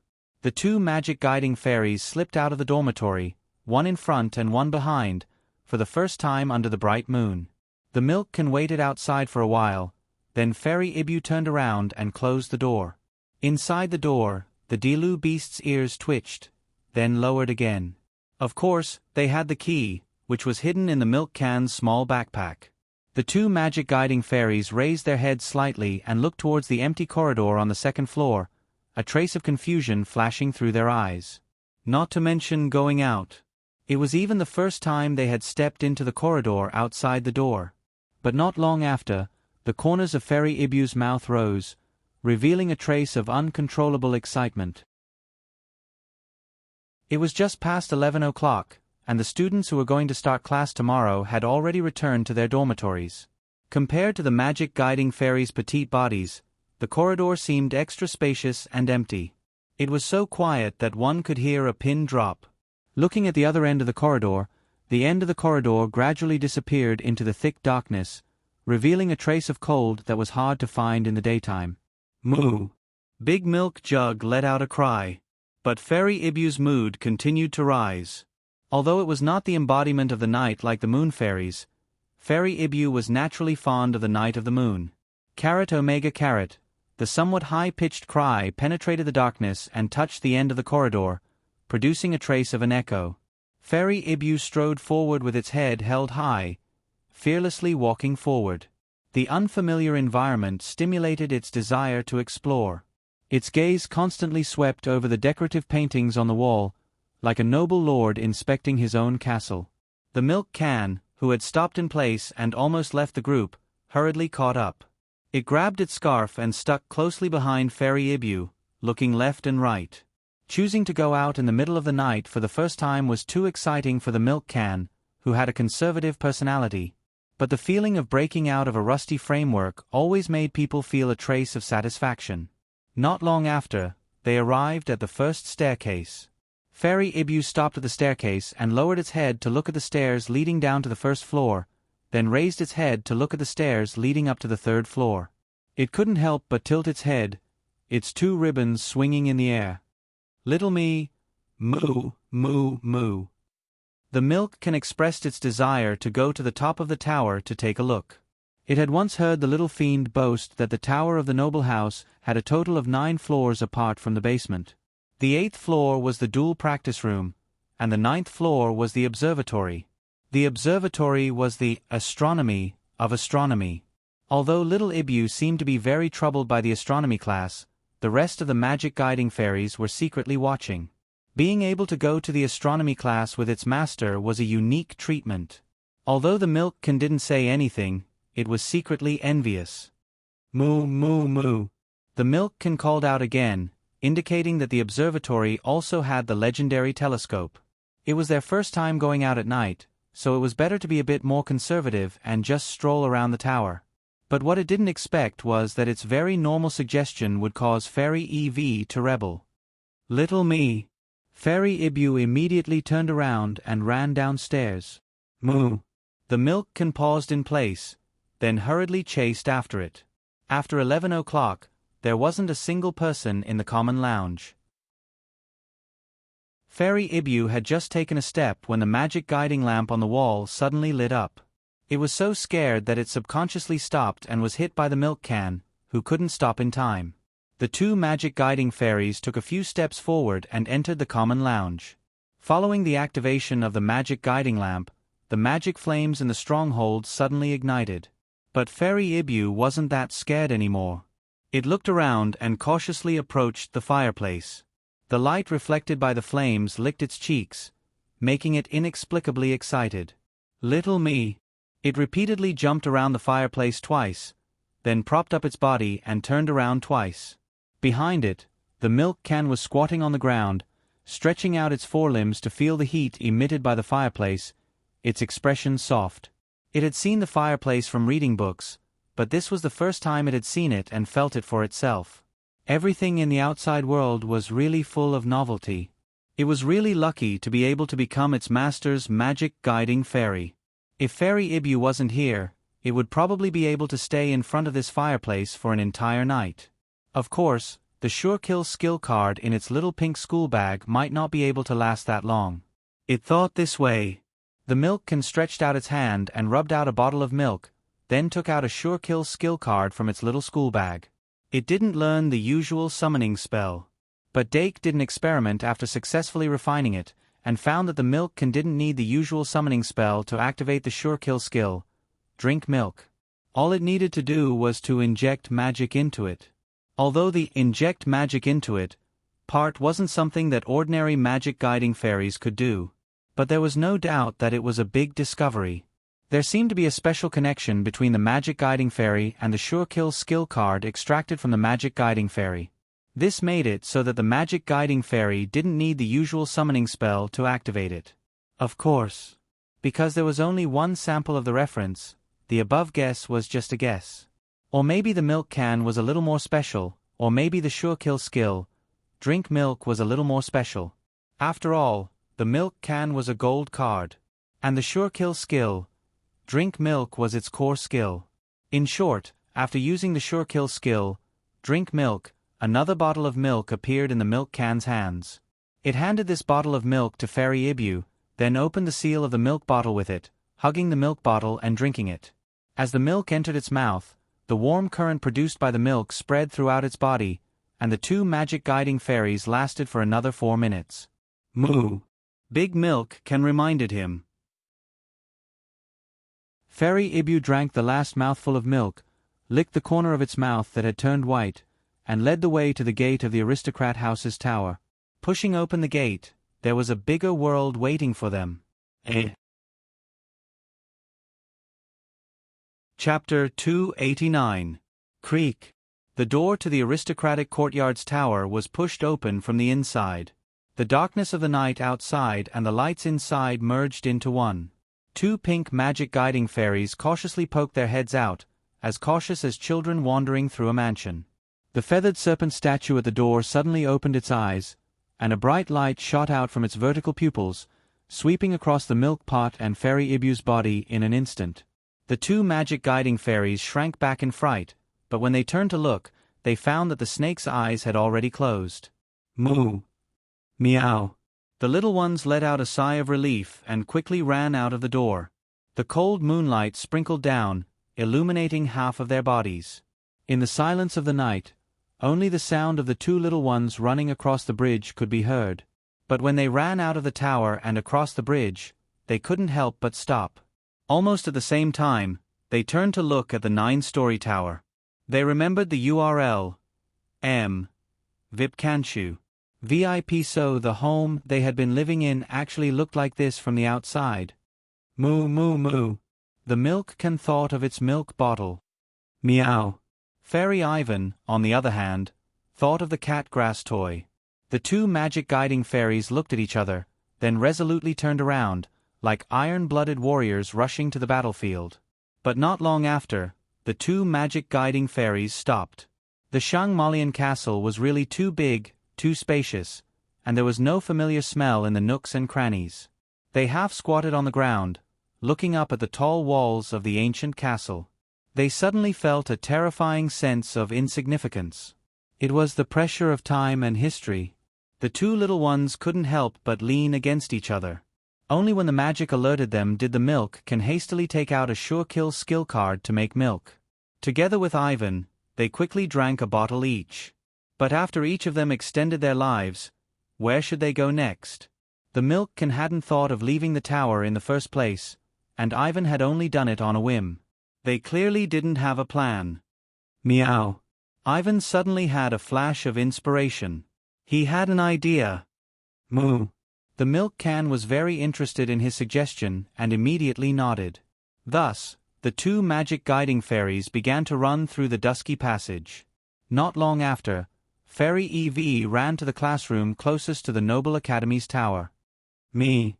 It stood at the door of the classroom and barked at the milk can that was left behind. Panicking, the milk jug pounced forward and curled up into a ball, rolling forward at an even faster speed. My-oh! Fairy Eve abruptly stood up like a human, her two ribbon-like antennae suddenly extended and blocked the rolling milk jug. However, it was too hasty after all, and before it could exert its strength, the ribbon was bent by the big milk jug. He only managed to block it for an instant. Fairy Ibu was thrown to the ground by the milk jug's outstretched limbs, rolling into a ball. Mimamai! After standing up with great difficulty, Fairy Ibu immediately scolded the milk jug. In the end, the milk jug felt guilty and didn't dare to talk back. Fairy Ibu whispered a few words into the air. Suddenly, he felt very disappointed and shut his mouth. Moo! The milk can took the opportunity to raise his head and pointed at the classroom. Fairy Ibu cast a sidelong glance at the classroom. His interest piqued. They didn't know what class this was, nor did they know if Dake had ever taken a class inside. However, this didn't stop them from fantasizing about it. Fairy Ibu entered the classroom with his head held high and jumped onto the lectern, looking down from above. Meanwhile, the milk jug climbed onto the seat below the lectern and imitated the posture of a student. His two hooves were placed on the table, perfectly upright. It was as if one had become a professor and the other had become a student, both of them studying in the same classroom as Dake. Just this alone made them feel very happy. Only after the two little fellows each drank a bottle of milk did they leave the classroom, still unsatisfied. After that, they lost their purpose and simply wandered around the empty castle. Something happened while they wandered around. The castle in the middle of the night wasn't truly empty. Ancient golems were taking on the role of patrollers, wandering around the various floors of the castle. Although there was still some time before the 12 o'clock curfew, ever since the secret passage was sealed, the golems' patrols had become even stricter. Originally, it was only a warning before 12 o'clock, but now, they began to arrest, depending on the time or location. The time was after 11 o'clock. The location was near the secret passage. In the eyes of the golems, the curfew had been set half an hour earlier. Moreover, the area around the entrance to the secret passage had become a forbidden area. The milk jug and Fairy Ibu didn't have any awareness of this. No. They didn't even know the time of the curfew. Thus, when they encountered the golems on the stairs leading to the third floor, they pointed at the golems curiously and chattered for a while. It wasn't until the heavy cavalry slowly raised his 2-meter-long knight spear and charged straight at them that they suddenly woke up and dodged to the sides. Meow! Fairy Ibu let out a short shriek in a moment of panic. The gust of wind created by the heavy cavalry charging past made its hair stand on end. He had never been the type to resign himself to adversity. With a slight turn of his head, he had already begun to condense moon force. The faint moonlight was attracted and became part of the ball of light in his mouth, gradually illuminating the surrounding darkness. Moo! On the other side, the milk jug couldn't help but cover its head. It had experience fighting against golems, but its opponent was the dragon cavalry that was superior in function. At that time, with Dake's help, it had successfully used rounding plus rolling. In the end, on the fourth rolling, it had knocked the dragon cavalry apart. Thus, it knew very well how difficult it was to deal with golems. Moon Ibu, who was also a 4-star magic guide fairy, was completely unable to cause any effective damage to the dragon cavalry.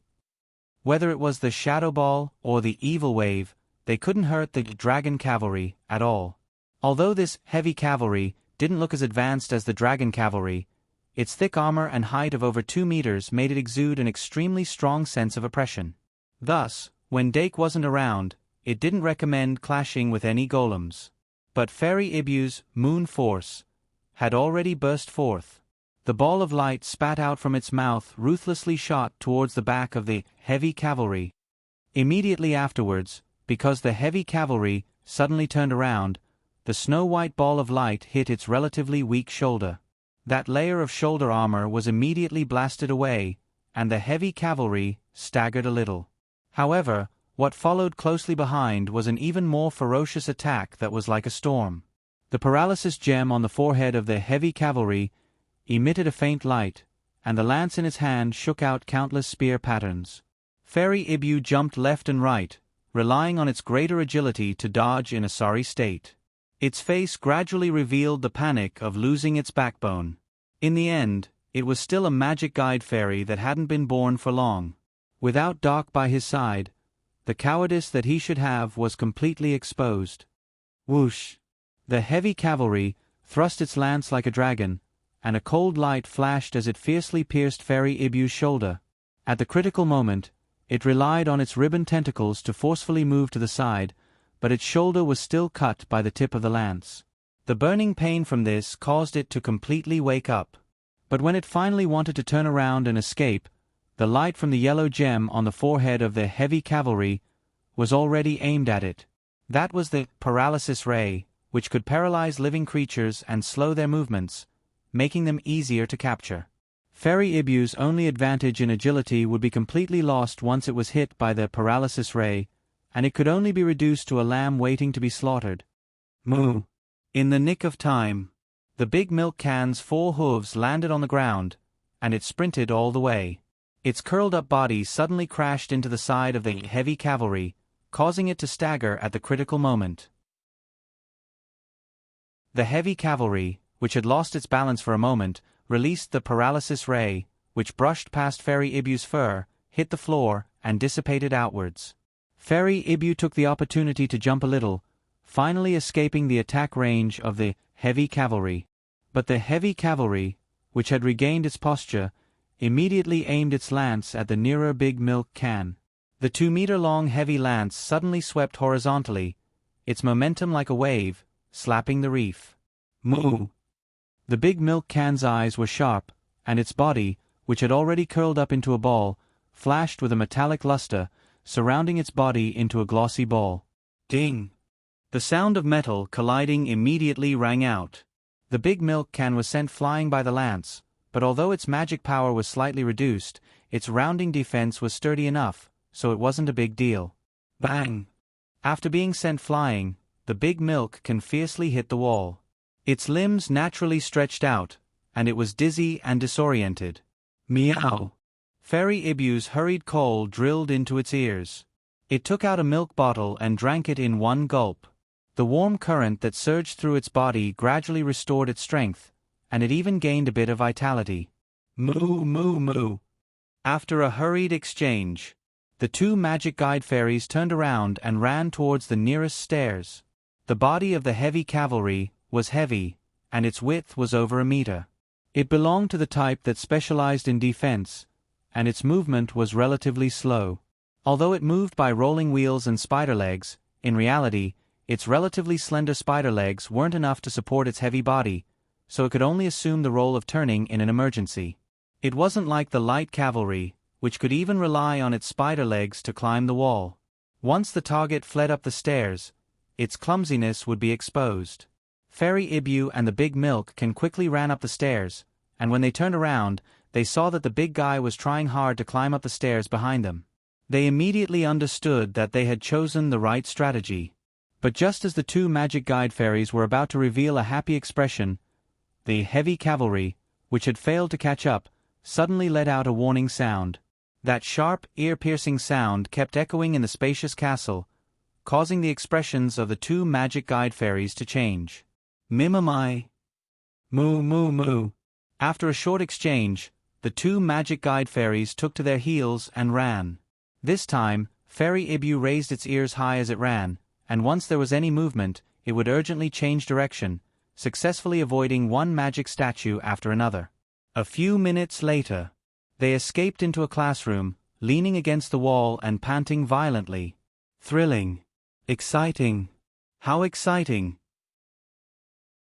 Fairy Ibu took the milk bottle from the big milk can, and suddenly raised its head and poured the milk into its mouth, as if it was drinking strong wine. But the milk didn't make it drunk, but it made it drunk. Fairy Ibu suddenly coughed violently, choking on the milk. The big milk can hurriedly came over, using all its strength to avoid hitting its back, and mooing to comfort it. After a long time, Fairy Ibu's face was flushed red as it slowly recovered. Then, it collapsed in an instant. It leaned against the wall and slid down to sit, only feeling that its entire body was limp. Even its spirit was indescribably tired. It had clearly fought fiercely in the arena, and even if it had been defeated, it hadn't been this tired. Was it really because of the lack of a backbone? Mimamai heart suit. Moo. The two magic guide fairies reached a consensus. Go home immediately. But just as they were about to pull themselves together and move, their nerves, which had become sharp in order to avoid the magic statues, suddenly jumped. Fairy Ibu's ears instantly straightened, and it heard light footsteps slowly approaching from a distance. It gave the big milk can a look, and the latter immediately stuck to the wall, motionless. Fairy Ibu did the same. Only the pink ribbon floated in the air, feeling the subtle fluctuations in the air. The footsteps gradually approached. Then, they gradually disappeared into the distance. Its heartbeat, which had stopped for a while, finally returned to normal. Mimamai. Moo. The two magic guide fairies turned into two pools of liquid again. Moo. The big milk can pulled at its scarf, wrapping it even tighter around its neck. It got up, pulled itself together, and prepared to end this night tour. Fairy Ibu glanced at it, then turned around and stood up as well. But when they walked out of the classroom, Fairy Ibu's little heart, which was unwilling to calm down, became restless again. Its eyes rolled around, looking in the direction where the footsteps had gradually disappeared. Mimamai, moo, moo, moo. The big milk can immediately shook its head vigorously. Mimam. Ibu the fairy rubbed the ribbon on his face. Then, it lifted its meatball and patted its chest. Mimamai. But the big milk can still firmly shook its head. Fairy Ibu's eyebrows furrowed. After a while, one of the ribbons suddenly straightened. It seemed to have connected with something, and it called out to the big milk can for a while. The big milk can seemed to have been convinced. Its expression actually relaxed a little, and then it returned to the classroom. After that, the big milk can moved its small backpack to the front, opened the lid, and took out the Sure Kill skill cards, activating them one by one. Bottle after bottle of milk appeared in its hands, and bottle after bottle was placed on the ground. As for itself, it only kept 2 Sure Kill skill, drink milk cards. Fairy Ibu looked at the milk on the ground with a face full of joy. She stretched out her ribbon and rolled up the bottles one by one. Then, she nodded at the big milk can. Moo. The big milk can gave one last order, then put on its small backpack again, and carefully embarked on its journey home. Fairy Ibu watched its back disappear around the corner. The corners of her mouth curled up, and she immediately rolled up the milk and chased in the direction where the footsteps had disappeared. It looked like Alice chasing after a rabbit.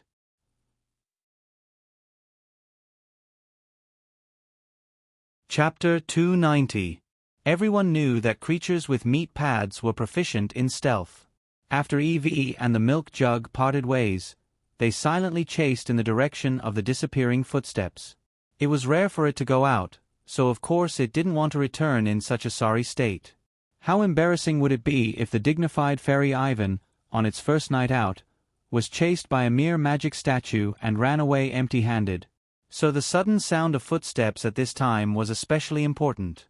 It was close to midnight, and it wasn't a magic guide fairy, so who would go out so late? Fairy Ivan had an intuition. If it followed the footsteps, it might be able to get some useful information. When it returned home and told it, it would be the dignified detective Fairy Ivan. Not only would it gain face, it would also receive a reward from its master. 1 second to remember. https://m. Vipkanshu. VIP killing 2 birds with 1 stone. It was a huge profit. The wind was cold in the middle of the night, and the moonlight was cold. The milk can just happen to return to the aristocrat's tower before the midnight curfew. Under the watchful eyes of the feathered snake magic statue, it hurriedly pushed open the door and entered. The automatically lit magic guide lamp gave it a fright once again. However, when the fireplace was lit up, it revealed a joyful expression. After warming it for a while, The milk can rubbed out a bottle of milk and drank it, then comfortably returned to the dormitory. It unlocked the door and entered the room. The warmth that hit its face made it a little teary. Returning to the embrace of paradise, it finally felt safe. Moo. I wonder how Fairy Ivan is doing? Inside the castle, Fairy Ivan relied on its silent footsteps and sharp hearing to gradually catch up to the sound of footsteps.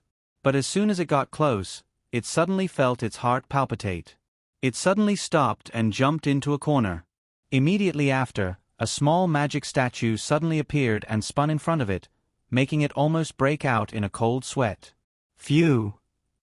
When the magic statue disappeared, Fairy Ivan let out a sigh of relief and continued forward. But not long after, it found that there were more and more magic statues around it. Later on, there would be a golem guarding every section of the road, as if they were guarding some secret treasure. Fairy EV couldn't help but recall a picture book he had seen before, and a trace of excitement appeared in his eyes. If there really was a treasure.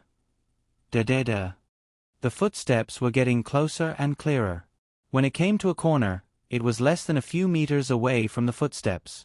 Fairy EV stuck close to the wall, suppressing the excitement of being able to unravel the mystery. She suddenly stuck her head out. Me. Doubts suddenly arose in its heart. The sound was right in front of him, but there was nothing in his field of vision. Where is he? Just as this thought flashed through his mind, a strong sense of danger suddenly shrouded his heart. Fairy Ebu wanted to shrink back, but it was already too late. A small magic statue walked out from the other end of the passage and suddenly turned its head to look at him, the gem between its eyebrows flashing rapidly. Da-da-da. The golem's alarm had not yet sounded. Fairy Ivan once again heard the sound of footsteps. And the footsteps were right in front of him. It suddenly realized. No wonder the other party hadn't touched the magic statue at all when he'd been following them. It turned out that the magic statue couldn't see him at all. Golems guarding the treasure. Stealthy thieves. And an innocent intruder. Fairy Ebu immediately filled in a whole series of stories in his mind. He had a bad feeling and promptly decided to give up on continuing to investigate. He turned around and madly ran back the way he'd come. Beep beep beep. But the small magic statue's alarm had already sounded urgently. The patrolling magic statues immediately reacted and quickly gathered in its location. As for the stealthed thief, he managed to avoid the magic statue's detection and became the one who benefited from it. Fairy Ebu had already realized that it was very likely that it had been used.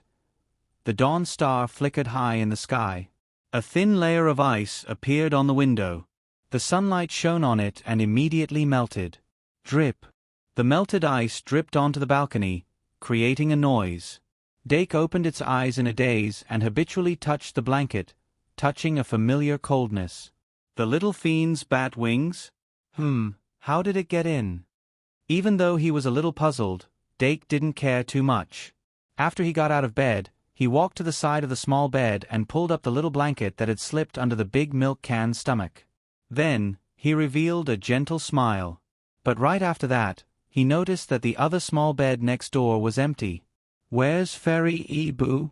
Dake couldn't help but mutter.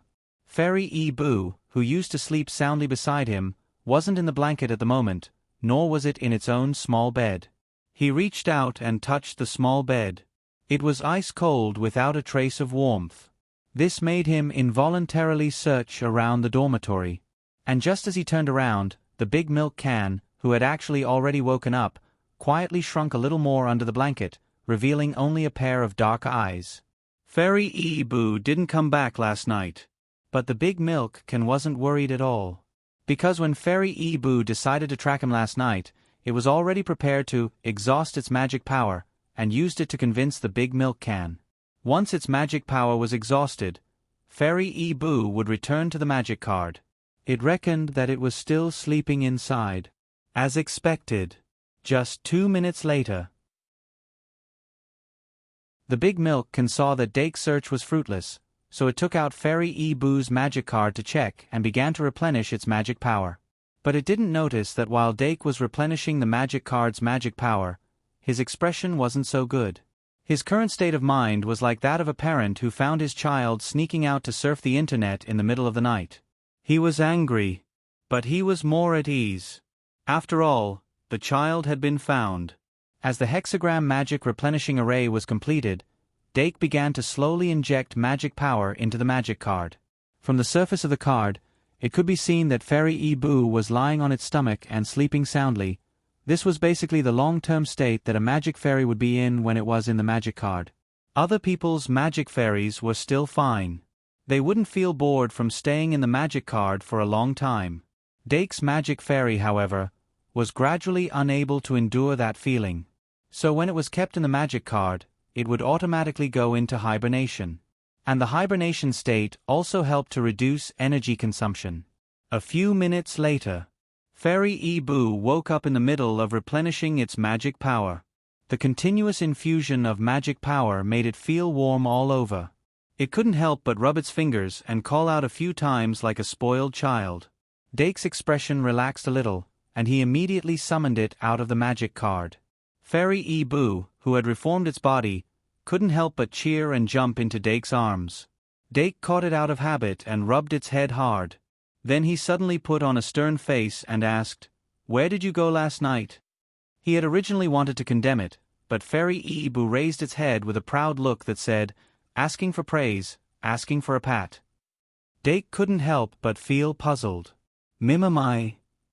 Fairy Ebu stood on its hind legs and gestured with its front legs in tandem with the ribbon.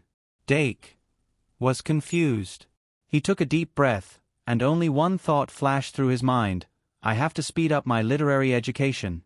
Fairy Ebu didn't realize that its current actions could lead to terrible consequences, and was still gesticulating with all its might. In order to understand what it was saying, Dake took out an alphabet reading board from the teaching materials and had it pieced together according to the pronunciation.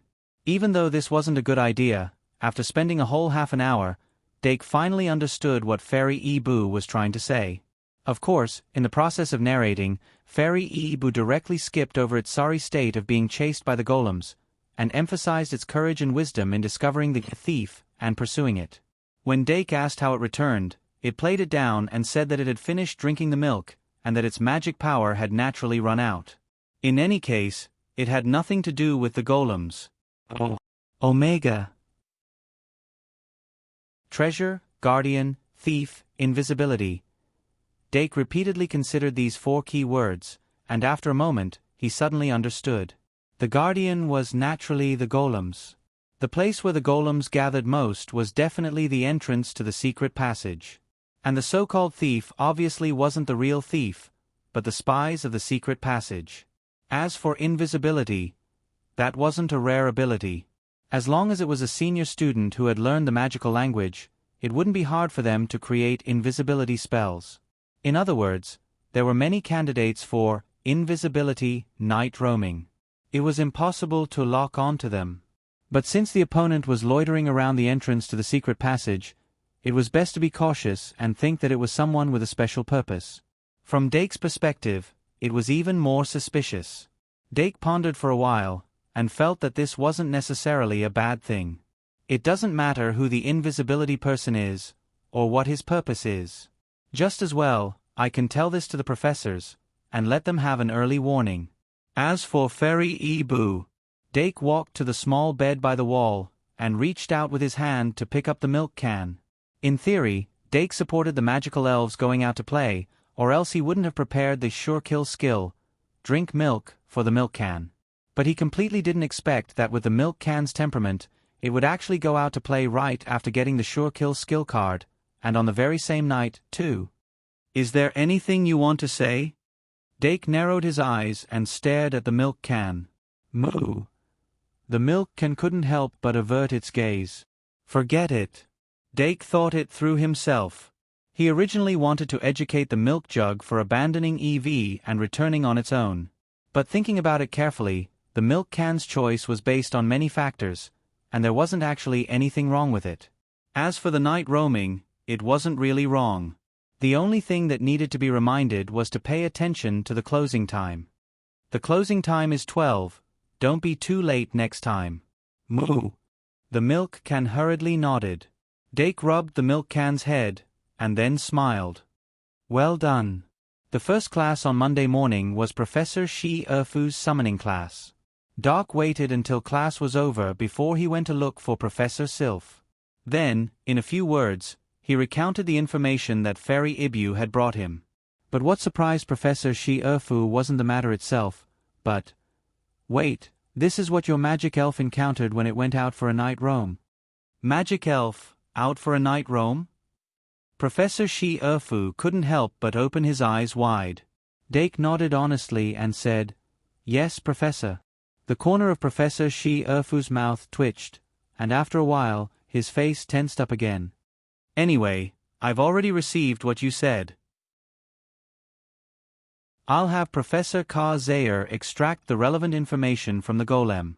If what you said is true, I'll take care of it. Someone spying on the secret passage could be a big deal. But ever since the vampire incident, the professors had temporarily sealed the secret passage. If the other party's goal was to break the seal and find the vampire whose life or death was unknown, then they needed to pay special attention. The professors weren't afraid of vampires, but they were afraid that the related incident would affect the order of the academy. After knowing that Professor Shi Erfu had taken this matter to heart, Dake returned to the classroom. He roughly estimated when the incident might happen this semester. For example, Easter in the first half of this year was likely to be a relatively key point. But how things would develop was not something he could guess out of thin air. It was a pity that he didn't have a talent for divination. Otherwise, he could do a divination whenever he wanted to and give himself some predictions. Therefore, it was imperative for little Ivan to learn divination. Bu Byuk was not Hongi, he had a long way to go. The second class on Monday was Professor Ka Zayer's Introduction to Magic. As soon as the class was over, Professor Ka Zayer was called to the office by Professor Shi Erfu. That's what happened. Professor Shi Erfu repeated what Dake said. Professor Ka Zayer wasn't surprised by the fact that the magic elf went out for a night roam. He thought for a moment and asked, "Where's the principal?" Professor Shi Erfu couldn't help but show a hint of helplessness. "You know." "Okay, it's quite hard on her side." Professor Ka Zayer shrugged. "I'll go check on the golem." "How dangerous is this matter?" Professor Shi Erfu pondered. Before Mitya joined the faculty, she made a prophecy about this semester. "I know you don't believe in prophecies, but sometimes they are useful." Professor Ka Zayer habitually waved his magic wand and said, "You're wrong, it's not that I don't believe in prophecies. It's that the so-called prophecies are just a set path for the future. From the moment they make the prophecies, the future they see is already the past. Sometimes, prophecies like that can be misleading." Professor Shi Erfu, "But you can't deny that it can also be used as a reference." Professor Ka Zayer, "That will only lead to dependence." Professor Shi Erfu, "As long as you're careful enough." Professor Ka Zayer, "From the moment you believe in prophecies, your caution has been blinded." Professor Shi Erfu, "Professor Ka Zayer, then, aren't you going to tell me about Mitya's prophecy?" Professor Shi Erfu, Professor Ka Zayer shrugged. "I can't deny that it can be used as a reference." Professor Shi Erfu couldn't help but cover his forehead. "Okay, Ka Zayer, you have to know that Mitya never easily reveals the full picture of the prophecy. She just told me that the children won't be hurt, and that the hero's sword will pierce through the black fog. 2 in 1. Chapter 291. Professor Ka Zayer's ability to act was actually very strong. It was just that sometimes, he wasn't very willing to act. Before the end of the lunch break, he had already extracted the information from last night from the golem. After skipping over the chaos caused by the 2 magic elves, he found traces of the Invisible Man. The Invisible Man was indeed wandering around near one of the secret passages. The seal at the entrance of the secret passage also showed signs of being touched. But the seal set up by the professors was not so easy to break. So the seal was still there, and the Invisible Man was not able to invade the secret passage. Is it a student or a professor? Professor Shi Erfu couldn't help but think. Website. https://m. Vipkanchu. Vi Pishing Malian students had never been well behaved. Their family background also made them have their own standpoints. There were also chess pieces infiltrated by other forces in the open and in the dark. A lot of information about the academy was leaked from this. But the Shang Malian Academy was essentially a pure educational institution, and there was a hint of education without discrimination, so it didn't particularly care about the identity of the students. Therefore, if the invisible man was really a student, it would be very difficult to find out. But on the contrary, if it was a professor, the range of suspects would be instantly narrowed down to 2 people. Most of the professors in the academy knew each other very well, and the truth was much more credible than the students. Of course, the newcomers, Professor Ryan Hux and Professor Mitya Bartholomew, had to be eliminated. Although Professor Shi Erfu and Professor Mitya were old friends, she couldn't judge a book by its cover. Her relationship with Professor Mitya wasn't so good that they were close to each other. And Professor Ryan Hux was even more suspicious. Since the establishment of the Shang Malian Academy, almost all the professors had been personally selected and invited by the presidents of the past generations. Today, this had become an unwritten rule. But Professor Ryan Hux had applied on his own initiative. Although his application seemed to have a good reason, it was still suspicious. But today's matter couldn't be settled just because there was a suspect. Professor Shi Erfu frowned slightly. From her point of view, she couldn't just interrogate a professor that easily. Moreover, there must be a cause and effect for everything. Why did the invisible man want to enter the secret passage? If it was for the vampire who was most likely dead, then what was so special about the vampire? Why was it worth taking such a big risk to search for it? No, that's not right. Professor Shi Erfu suddenly realized something very important. She suddenly looked at Professor Ka Zayer and asked, "Ka Zayer, have we made the matter of vampires public?" Ka Zayer was also stunned. After a long while, he shook his head and confirmed, "No." Professor Shi Erfu said, "So in theory, the new professor shouldn't know about this. And among the students, only they know." She was referring to Dake, White, Luo Boat, C. Keat, and Betty. Although the mouths of students were always unreliable, Shi Erfu also considered the possibility that one of them leaked the information. But in this case, they only needed to investigate one by one to narrow down the suspects. Unless the invisible man's purpose in coming into contact with the secret passage was not to find the vampire. This logic made sense. But if they wanted to investigate the case, they had to do it step by step. Professor Shi Erfu and Professor Ka Zayer discussed carefully and decided not to publicize it for the time being.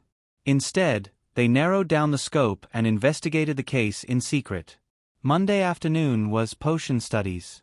After the class, Dake originally wanted to go to the library to do his homework as usual. But just as he was about to get up, a gust of wind blew a note in front of him. He opened the note and knew what it was.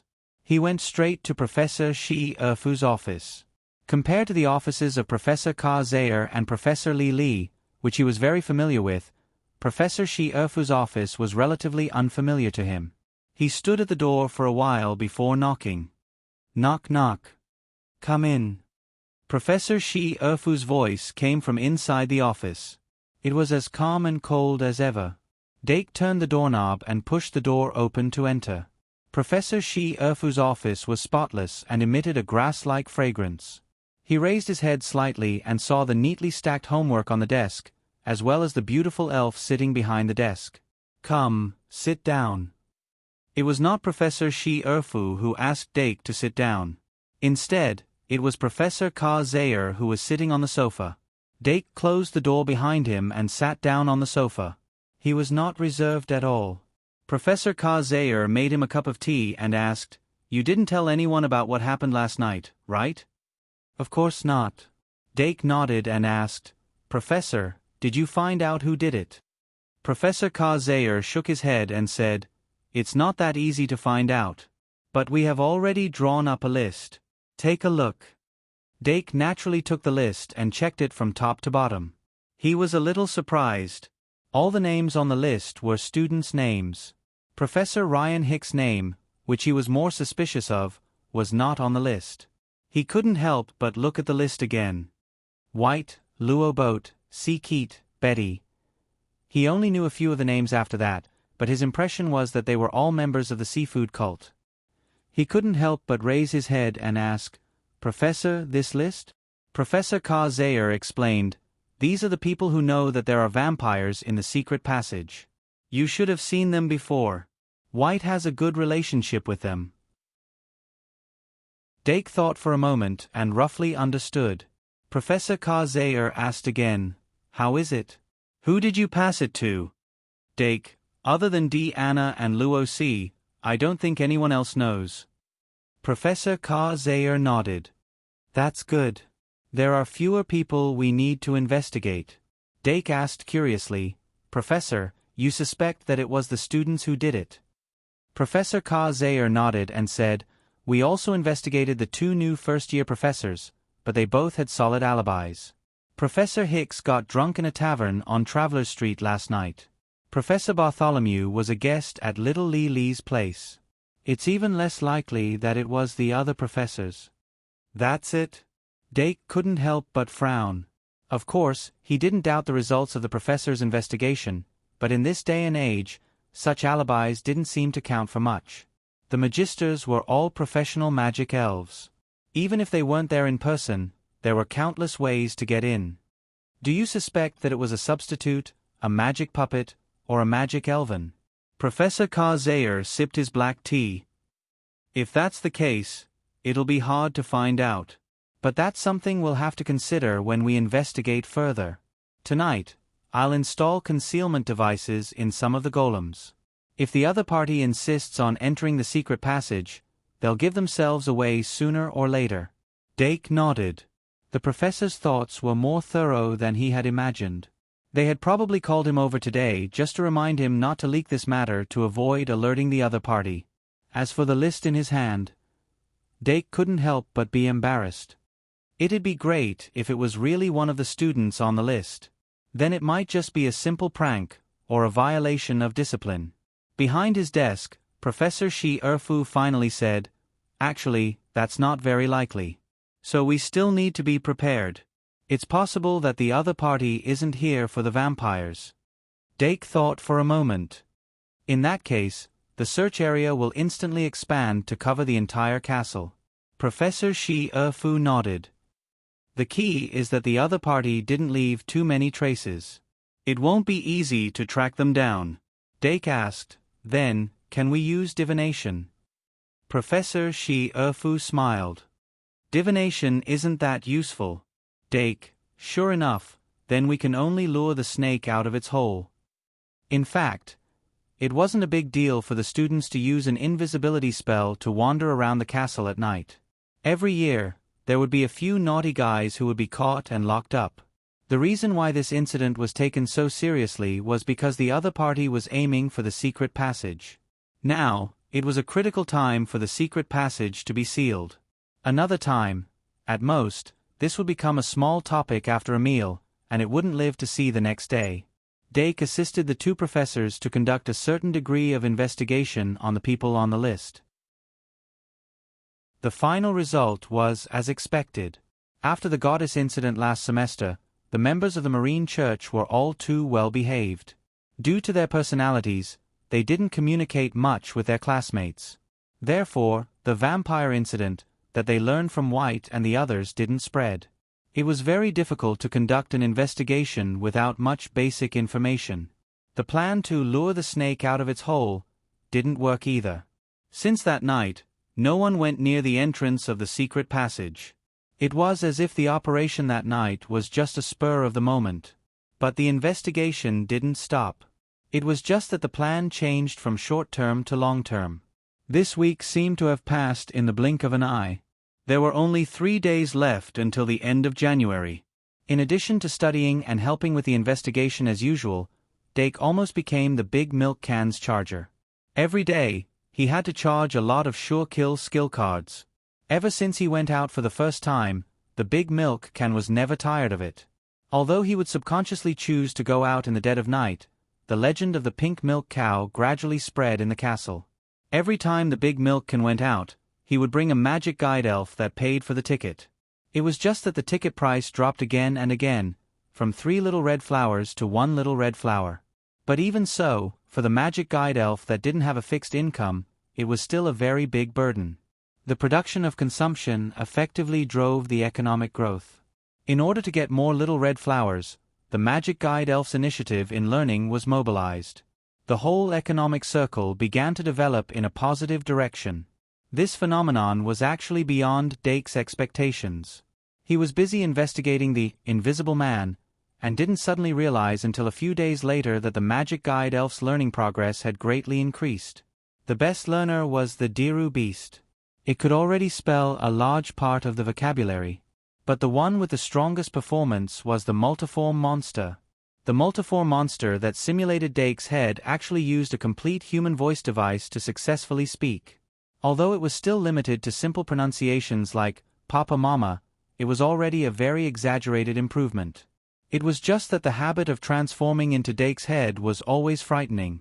But in the initial stage of education, the multiform monster had a limited number of targets to imitate. For the sake of the future, Dake could only endure it. Once it succeeded, the communication problem between Dake and the magic guide elf would be completely solved. The elves clearly had different sounds, but they could understand each other's words. This was something that Dake couldn't understand, but they seemed to be such creatures. Dake was very much looking forward to the multiform monster becoming a full-time translator at home. The second last day of January. The weather was clear. Not only did the temperature not rise, but it also continued to drop. The students wrapped in thick scarves sat in the classroom of the arithmetic class. Their bodies and souls were cold. Even the little fairy, who loved to smile the most, was no longer smiling. She had a straight face from the moment she entered the classroom. Then, she handed out homework, deducted marks, and explained everything in one go. This was already the 3rd test paper that the little magisters had done. The difficulty of the questions jumped from elementary to middle school, making the little magisters, who had only studied the relevant knowledge for a few weeks, suffer unspeakably. This time, even the students of the aristocratic academy weren't spared. Their after-class professor was busy with mundane affairs, and didn't have time to give them after-class tutoring last week.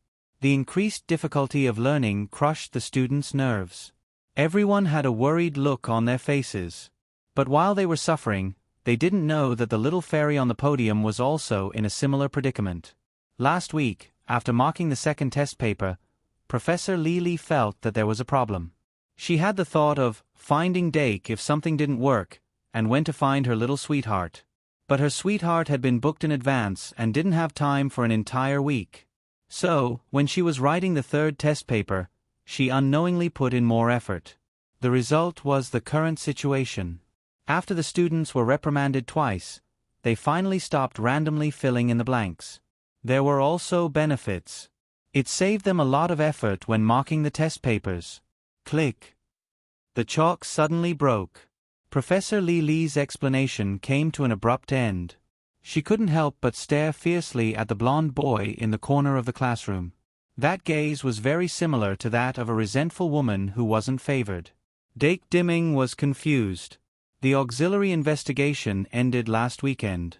This week, he could finally relax a bit, so his mood was quite good.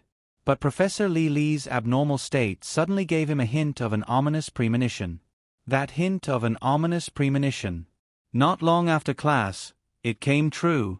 Dake Dimming was finally caught by Professor Lily Laplace and brought to the office. Faced with the excessive request made by the bitter Professor Lily, Dake couldn't help but be stunned. 2 in 1.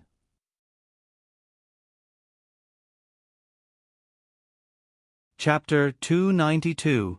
Dake Dimming. 12 years old. Male. First-year student at Shangmolian Academy. Currently sitting in a professor's office, writing teaching materials. Dake, do you want black tea or milk? Apple juice? Is fairy juice okay? Anything? Do you want sugar? 3 points? 7 points? 12 points? Dear Dake, why did you stop? Are your shoulders sore? Do you want little Lee to rub them for you? The scarf is too much of a hindrance. Take it off. Your clothes are too thick and hinder your dexterity. Take them off too. Remember the website. Vipkanshu. 6-inch. The temperature is low. Don't be afraid, Lee is here. Change, change, change. Change for me. My dear little Dake, are you hungry? Eat a piece of cake. Ah. Dake felt comfortable physically and mentally. After eating and drinking, he couldn't help but scold, is that enough? If it weren't for the fact that each word was worth 1 credit. Enough. I'll get out of here right now. Sexy little Lee, begging for humility online. The little fairy with dragonfly wings flew lightly to the sofa and lay down comfortably. She leaned her head on the armrest of the sofa and looked eagerly at the golden-haired young man who was seriously thinking behind the desk. Her eyes were filled with hunger. The fairies' overly long lifespan always made their perception of time dull, making it difficult for them to keep up with the pace of the times. It was as if they woke up from a dream and the outside world had already changed. Just like what she was experiencing now. Unknowingly, the teaching methods of the past had become unsuitable. The new generation of children who grew up in a comfortable environment could no longer settle down and study hard. They needed simpler and more efficient calculation methods. She was very lucky. When little Lee was about to be abandoned by the times, a hand reached out from the front and caught her rapidly falling. Lee didn't know where Dake found those calculation methods, but fairies weren't creatures who cared about these things. They were better at taking and using. Of course, after they were done, they would always give him some compensation. Therefore, although the fairies were mischievous and willful, they had not fallen to the point where everyone wanted to beat them up. Dake Dimeng, on the other hand, was bearing a weight that he shouldn't be carrying at his age. Compiling teaching materials wasn't a worry-free task. Even though the content he was working on now was not difficult, in order to make it easier for the people who received the teaching materials to understand, he needed to use relatively common language to make the most precise definitions. The use of vocabulary was very important. Every knowledge point also needed to be explained with examples. Therefore, he wrote very slowly. It had to be worthy of the price of 1,000 gold coins per word. Speaking of which, due to the consumption of the Sure Kill skill card, his seemingly huge amount of credits had actually shrunk by more than half. Last weekend, he was even considering whether to spend some money in the newcomers competition. Unexpectedly, it didn't take long for the credits to come knocking on his door. He was confident that the teaching material he was about to write was worth the money. However, what he was worried about was how to name the knowledge points in the teaching material. He didn't remember which mathematician summed up the knowledge points in the teaching material. Dake Dimeng was very respectful of intellectual property, so he didn't want to be called a knowledge thief. After thinking carefully for a moment, he finally decided to use unknown as the mathematician's name. Thus, the legendary era of unknown mathematicians began. Time was always ruthless and cold. While Dake was immersed in writing mathematics teaching materials. While Lee was immersed in reading Dake's teaching materials. Time steadily moved to 1:50 in the afternoon. Dake inadvertently looked up and suddenly noticed that it was already this time. As he rejoiced in his heart, he quickly packed up the draft and hurried out of the office. It was time for class. He was the founder of the great mathematics religion. The great, unknown father. In order not to be late, he ran in the empty corridor of the castle. Professor Lee, who was still lying on the sofa, blinked her eyes. After a while, she suddenly flapped her wings and flew up. She suddenly turned her head and stretched out her hand as if she wanted to catch the golden sand flowing from her fingertips. Don't be afraid, Lee. It won't be that easy this time. Lee blinked her eyes and her long eyelashes kept trembling. The office was filled with the sound of wind chimes. Dak Diamond burst into the classroom on the tail of the bell. However, Professor Thompson, who was on the podium, only glanced at him and ignored him. Doc heaved a sigh of relief. He felt that one day, he would also receive the privilege of a good student. He's late, right?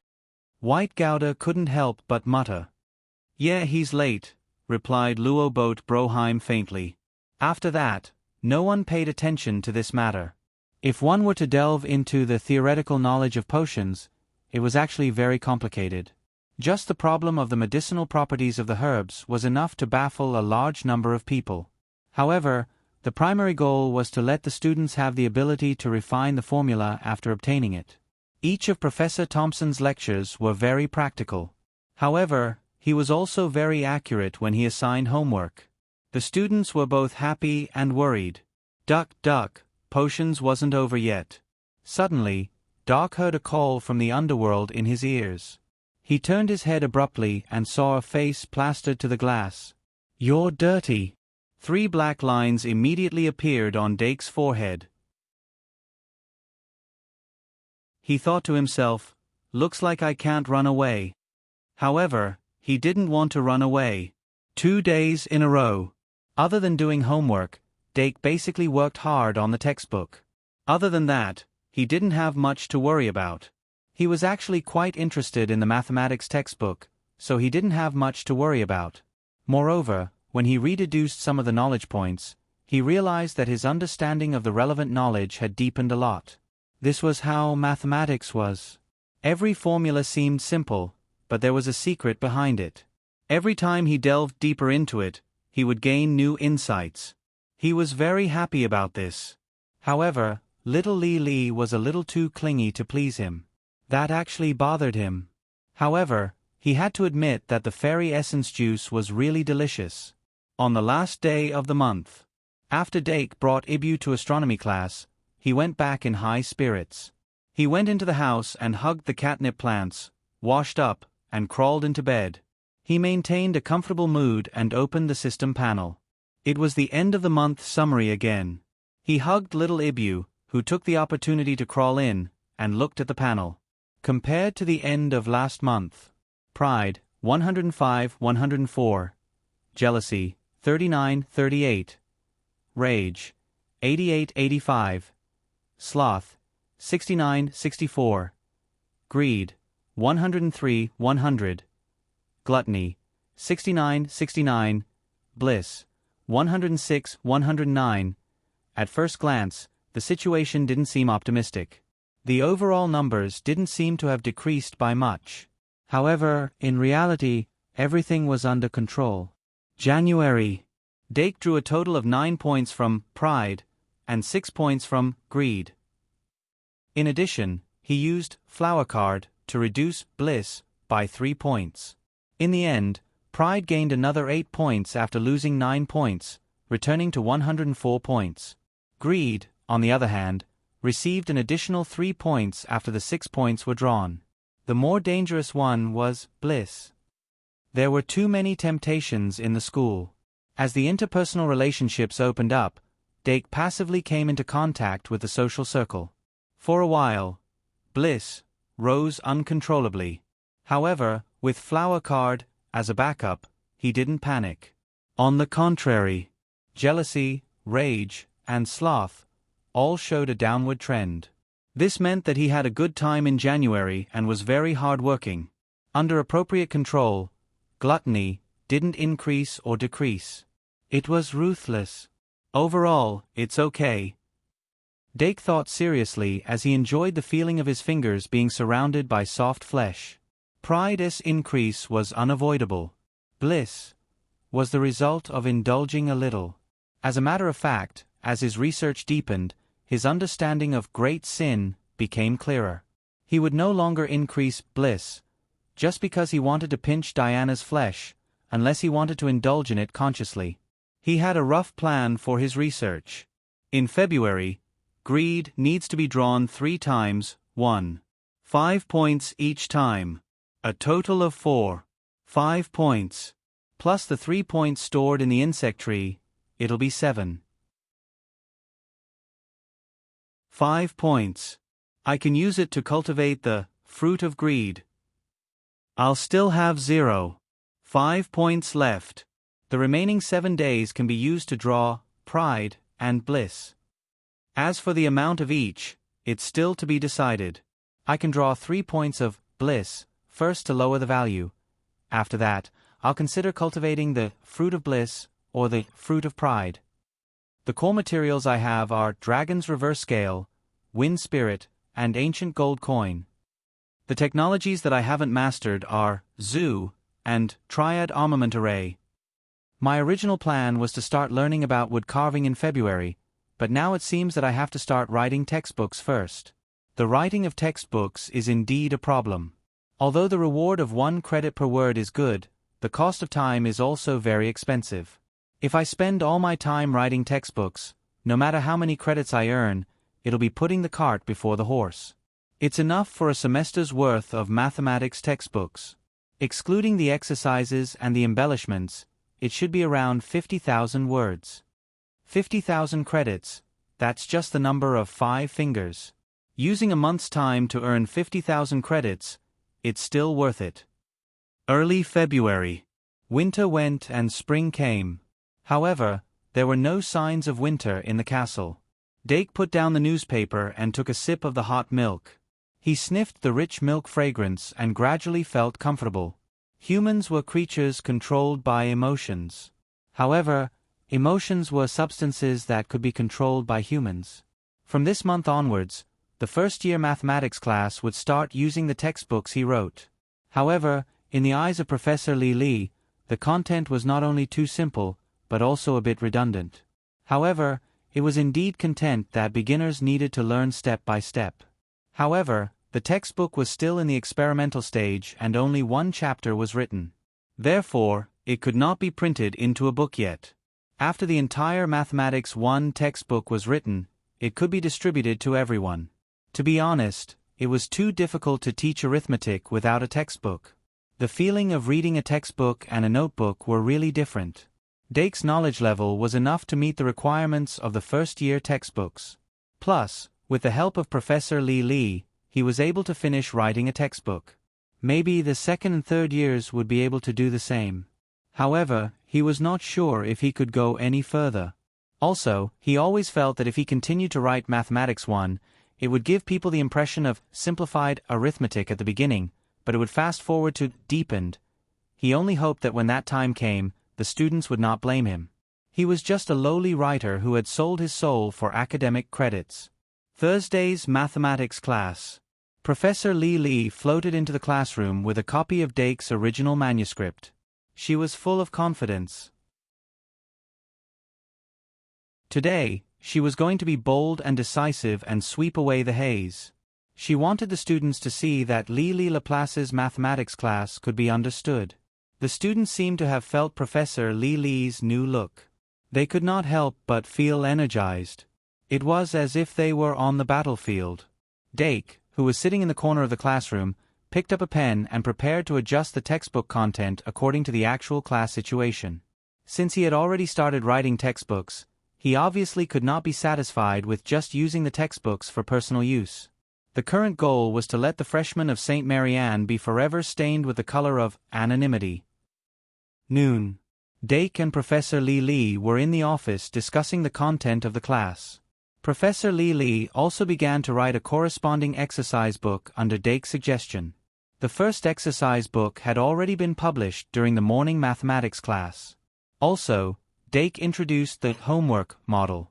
He allowed the students to do their homework in class and proofread and explain it in class instead of just giving them homework after class. Also, Dake had a suggestion about homework grading. He wanted the students to exchange homework and grade each other's homework.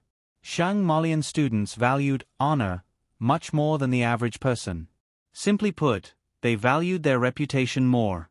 This way, the students would pay more attention to the completion of their homework and further deepen their understanding of the content by discovering other people's mistakes. Of course, this would also reduce the professor's burden.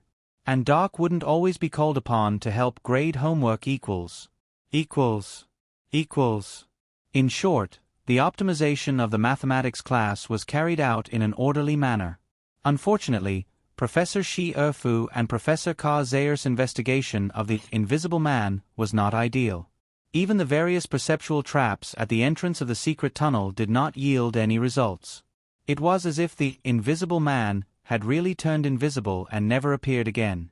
Even though they tried their best to keep it a secret to avoid alerting the enemy, it still seemed like they had shocked the enemy. They had to start thinking of a new strategy. The third night of February. Dake did his third draw of the month and finally increased greed to 5 points. He began to cultivate the fruit of greed. 2-in-1 looking for monthly votes. I stayed up all night to write today's update code. I'm going to go out after a short nap. I won't be back until tomorrow afternoon. I hope I can see the skyrocketing number of monthly votes when I come back. Open the letter with a skyrocketing mood and there will be an error. Asterisk, asterisk, asterisk.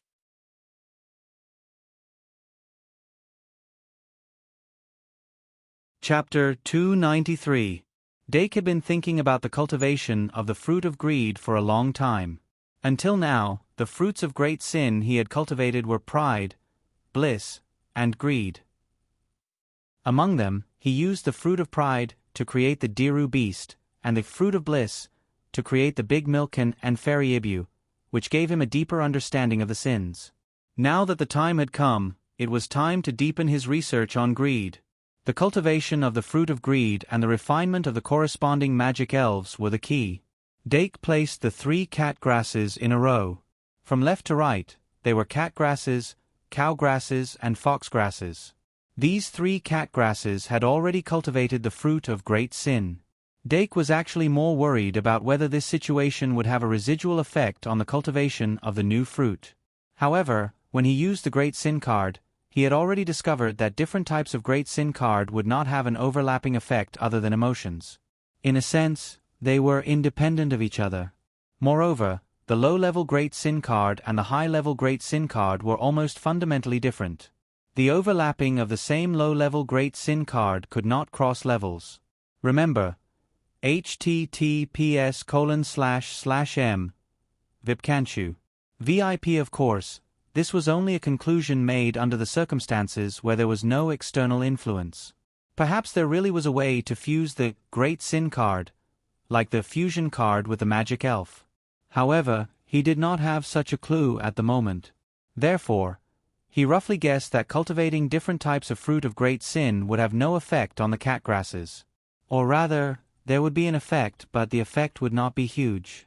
Most of it would be limited to the establishment of a character. For example, there would be a little more pride in addition to greed.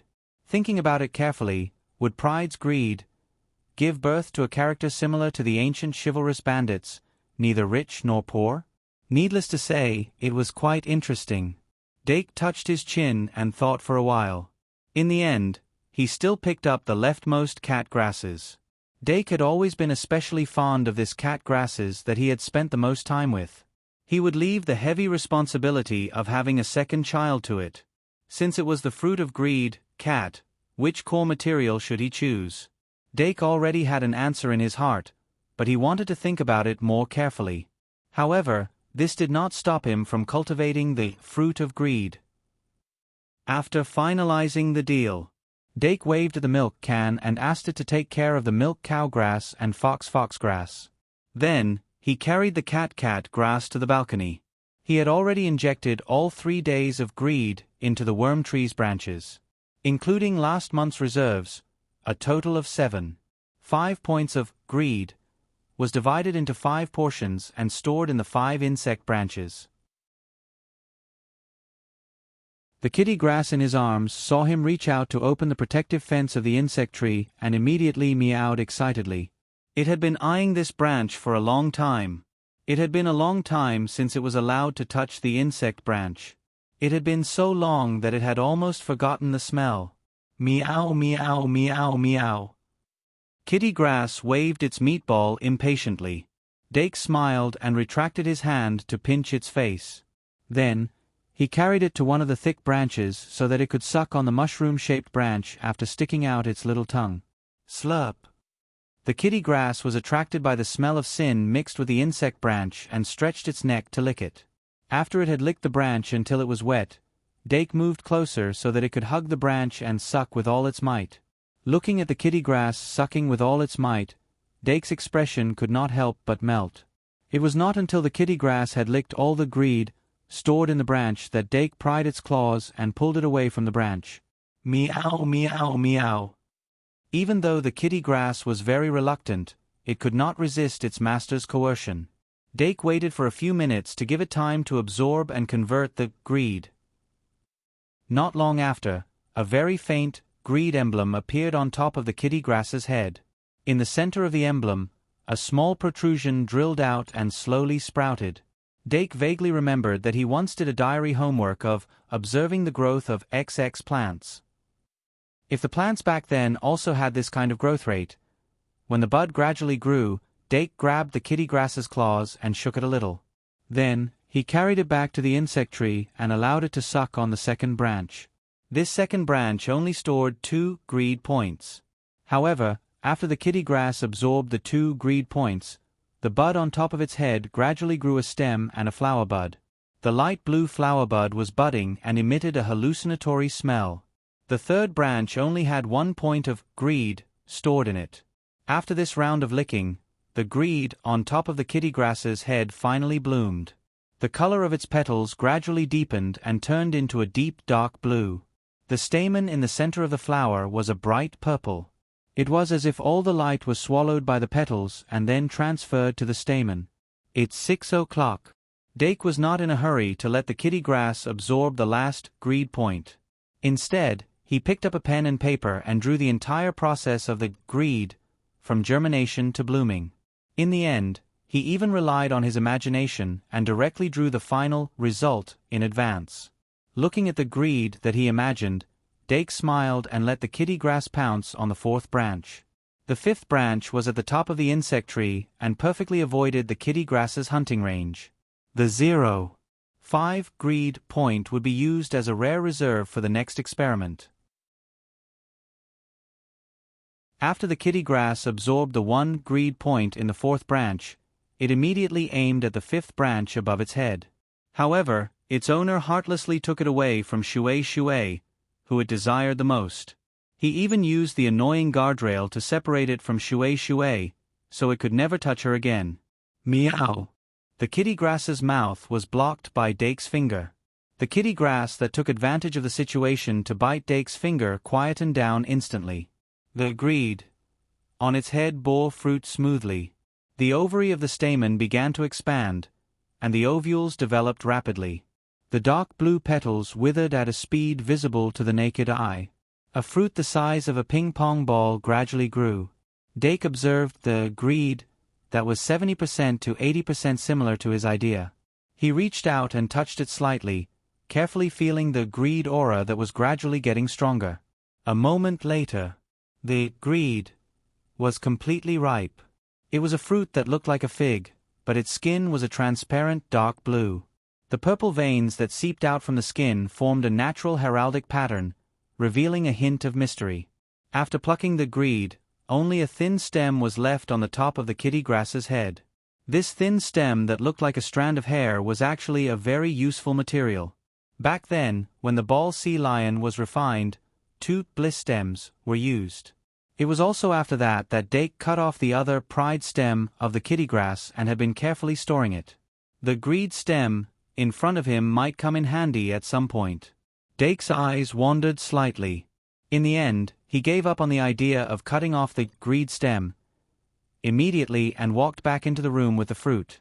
Then, he called Kettle over and put the greed fruit into Kettle's hole. "I'll leave the rest to you." Kettle's method of brewing the great sin fruit before using it was tested before. Although he couldn't be sure if the brewing effect would increase, he felt like he would lose something if he didn't squeeze out the fruit. BZZT BZZT BZZT. Kettle raised its head confidently, as if to say, Kettle's product must be the best. Kettle needs about 30 minutes to dissolve and ferment the great sin fruit. Let's prepare for the experiment first. Dake handed the kitty grass that gave birth to the second child to Big Milk Can and went to the experiment table to prepare. The mother this time is a cat, and the other core material. The most compatible material with the greed stem is the ancient gold coin that AI Ma gave me. The target of the refinement is temporarily set to be a normal type, but I don't know if it will be as I thought. Dake knocked on the table and thought for a while. Then, he took out the ancient gold coin and soaked it in the prepared potion. Then, he started to prepare according to the refinement method of the bird and beast species, normal type. Half an hour later, everything was ready. The fermentation of the greed fruit was also completed smoothly. Dake poured the juice of the greed fruit into a beaker and started the refinement process. Once he was immersed in the refinement process, his attention would be very focused. Almost all the distracting thoughts unrelated to the experiment would be temporarily discarded. In such a state, when he repeated the refinement process of the bird and beast species, normal type, there would be almost no mistakes. From the application of the fairy honey to the carving of the first refinement array, the process went smoothly as expected. Dake checked the status of the magic card one last time before activating the first refinement array. With the successful activation of the first refinement array, the experiment was only left with the addition of the materials and the absorption and refinement. Dake picked up the juice of the greed fruit and shook it slightly. The purplish-blue juice swirled like a nebula. He tilted the beaker and slowly poured the juice into the light array of the first refinement array. The light array flickered quickly and absorbed the juice. After the juice was poured in and the light array gradually stabilized, he took the ancient gold coin out of the potion, shook it dry, and put it directly into the refinement array. This ancient gold coin came from the super-ancient era. The front side of the coin was engraved with the bust of a certain king, and the back side was engraved with a pyramid-like structure. Its value had long surpassed the value of the gold coin itself. After the refinement of the first refinement array, the sedimentation of history and the brand of civilization were all transformed into the components of the magic fairy. Not long after, the first refinement array emitted an extremely bright golden light, illuminating the surroundings with a golden color. The magic card that had been refined was then wrapped up by the golden threads transformed from the golden light, forming a golden cocoon of light. Dake reached out to touch it and injected magic.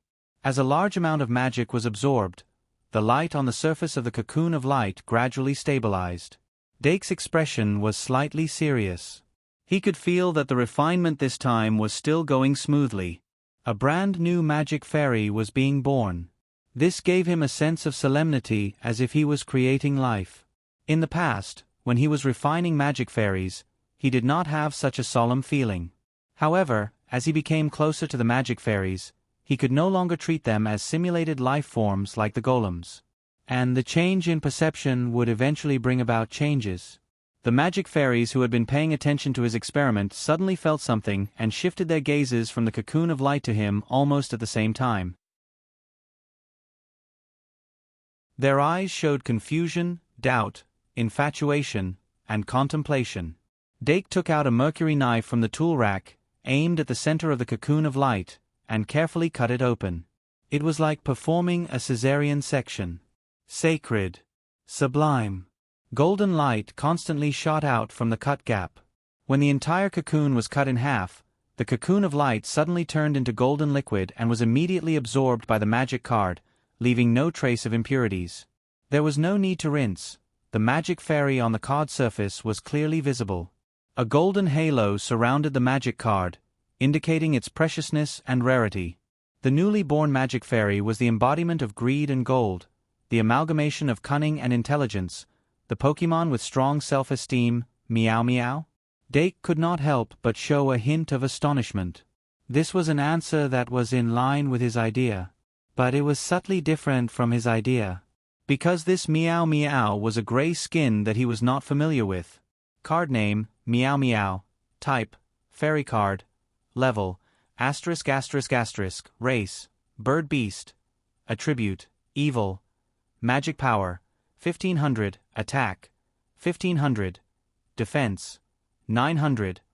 Ultimate Skills, Technical Expert, Treasure Gathering Technique, Thief, Deception. He used the refining method of Bird Beast type, Normal, but the final refining result was Bird Beast type, Evil. The subtle difference was just like the difference in its form. Dake's impression of Meow Meow was that of a cute and charming villain with light yellow fur. But this Meow Meow in front of him had gray fur, its eyes were half closed, and the corners of its mouth were slightly raised, revealing a trace of contempt and cunning. This appearance, could it be Meow Meow from Ashmola? Pokémon would occasionally take on different forms depending on the environment of the region. In Ashmola, Meow Meow was an evil gray cat. In Galar, Meow Meow was a steel big-faced cat. Dake did not know much about this, and he could only guess from his vague memory. His initial refining target was the normal Meow Meow of the normal type. But he did not expect the final result to deviate from his expectations. But the Meow Meow in Ashmola seemed to be more in line with his expectations of the Magic Fairy's personality. I don't know if it's good or bad. Looking at the evil smile on Meow Meow's mouth, Dake could not help but frown. 2 in 1. After sitting in the car for a long time, my head hurts a little. Maybe it's reminding me that it's time to sleep.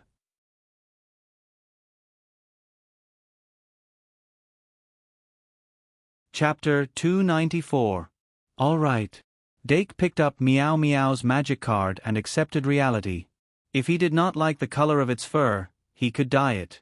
If there was something wrong with its personality, he could train it. There was nothing that could not be changed. For a magic elf, the most important thing was its attributes, 3 measurements, and skills. When a magic elf used skills of the same attribute as itself, its abilities would be enhanced. Therefore, it was very important to match the attributes and skills. It was evil. Among the 4 lethal skills of Meow Meow, Thief, and Deceit, seemed to be evil. Dake inserted a trace of magic into Meow Meow's magic card. Very soon, there was a feedback. First website.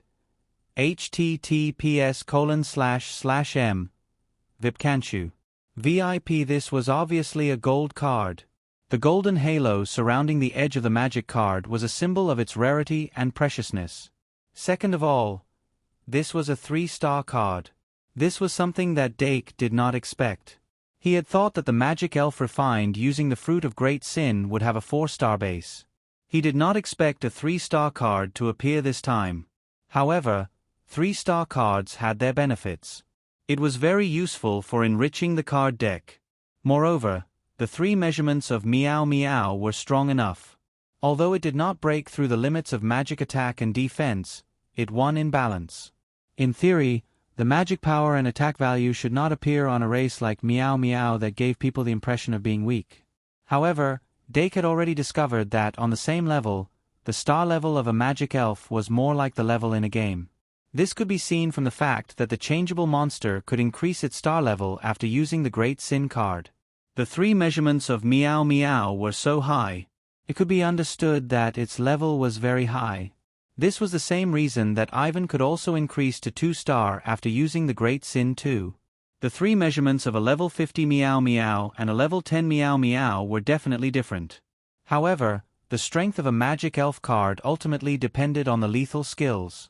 Meow Meow, who had 4 lethal skills, had a huge advantage in this aspect. As long as there was a divine skill among the 4, it was enough to support it to become a strong card among the 3 stars. Dake looked carefully. Aside from the treasure-gathering art, the rest of Meow Meow's killing moves were unfamiliar to him.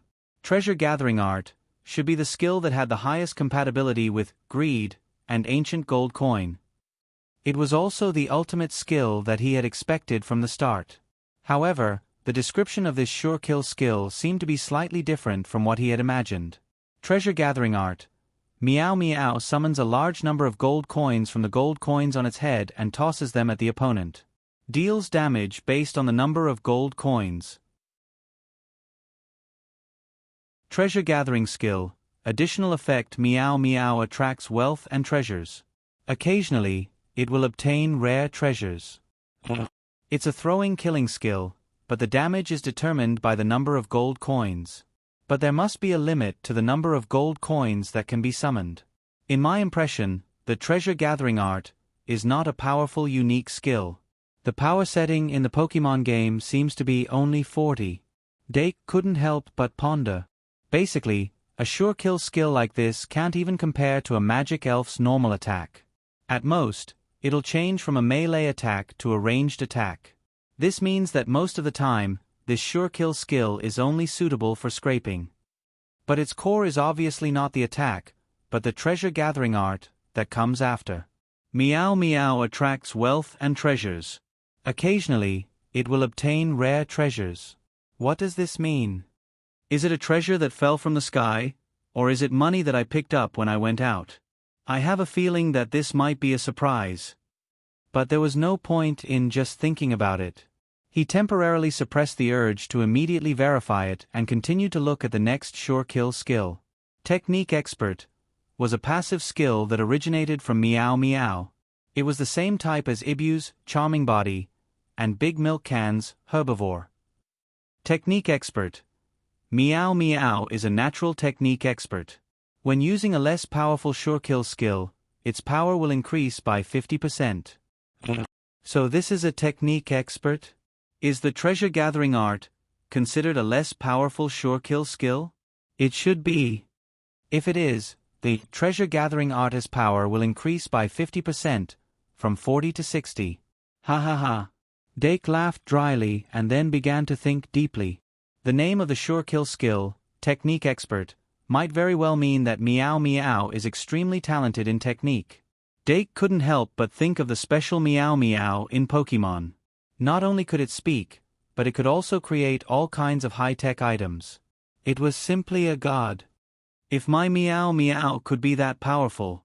Slurp. He couldn't help but think. I can't fantasize anymore. I'd better continue to study the remaining sure kill skills. Thief and Deceit, as expected of evil skills. Just their names reveal an evil aura. Thief. Empty-handed thief. When attacking, it steals items. When it already has items in its hands, it cannot steal. Obviously, Thief was a sure kill skill similar to Ibu's Desire. Both could steal items from the opponent. And its power was similar to Desire, only at 60. With a power of 60, even if it was increased by 50% by Technique Expert, and with the bonuses of its own element, it was only close to Ibu's Moon Force. Although it wasn't particularly powerful, it was still passable. The core of this sure kill skill was still the additional effect of stealing items. Overall, it was a very good sure kill skill. The last sure kill skill, Deceit. Deceit. Borrowing the opponent's strength to attack. The higher the opponent's attack, the greater the damage. Gusu Morong Meow? Without a doubt, this was a true godly skill that was completely compatible with the gold card. Just from the description alone, it could be seen that it was very similar to Kettle's series of skills. They were roughly of the same type.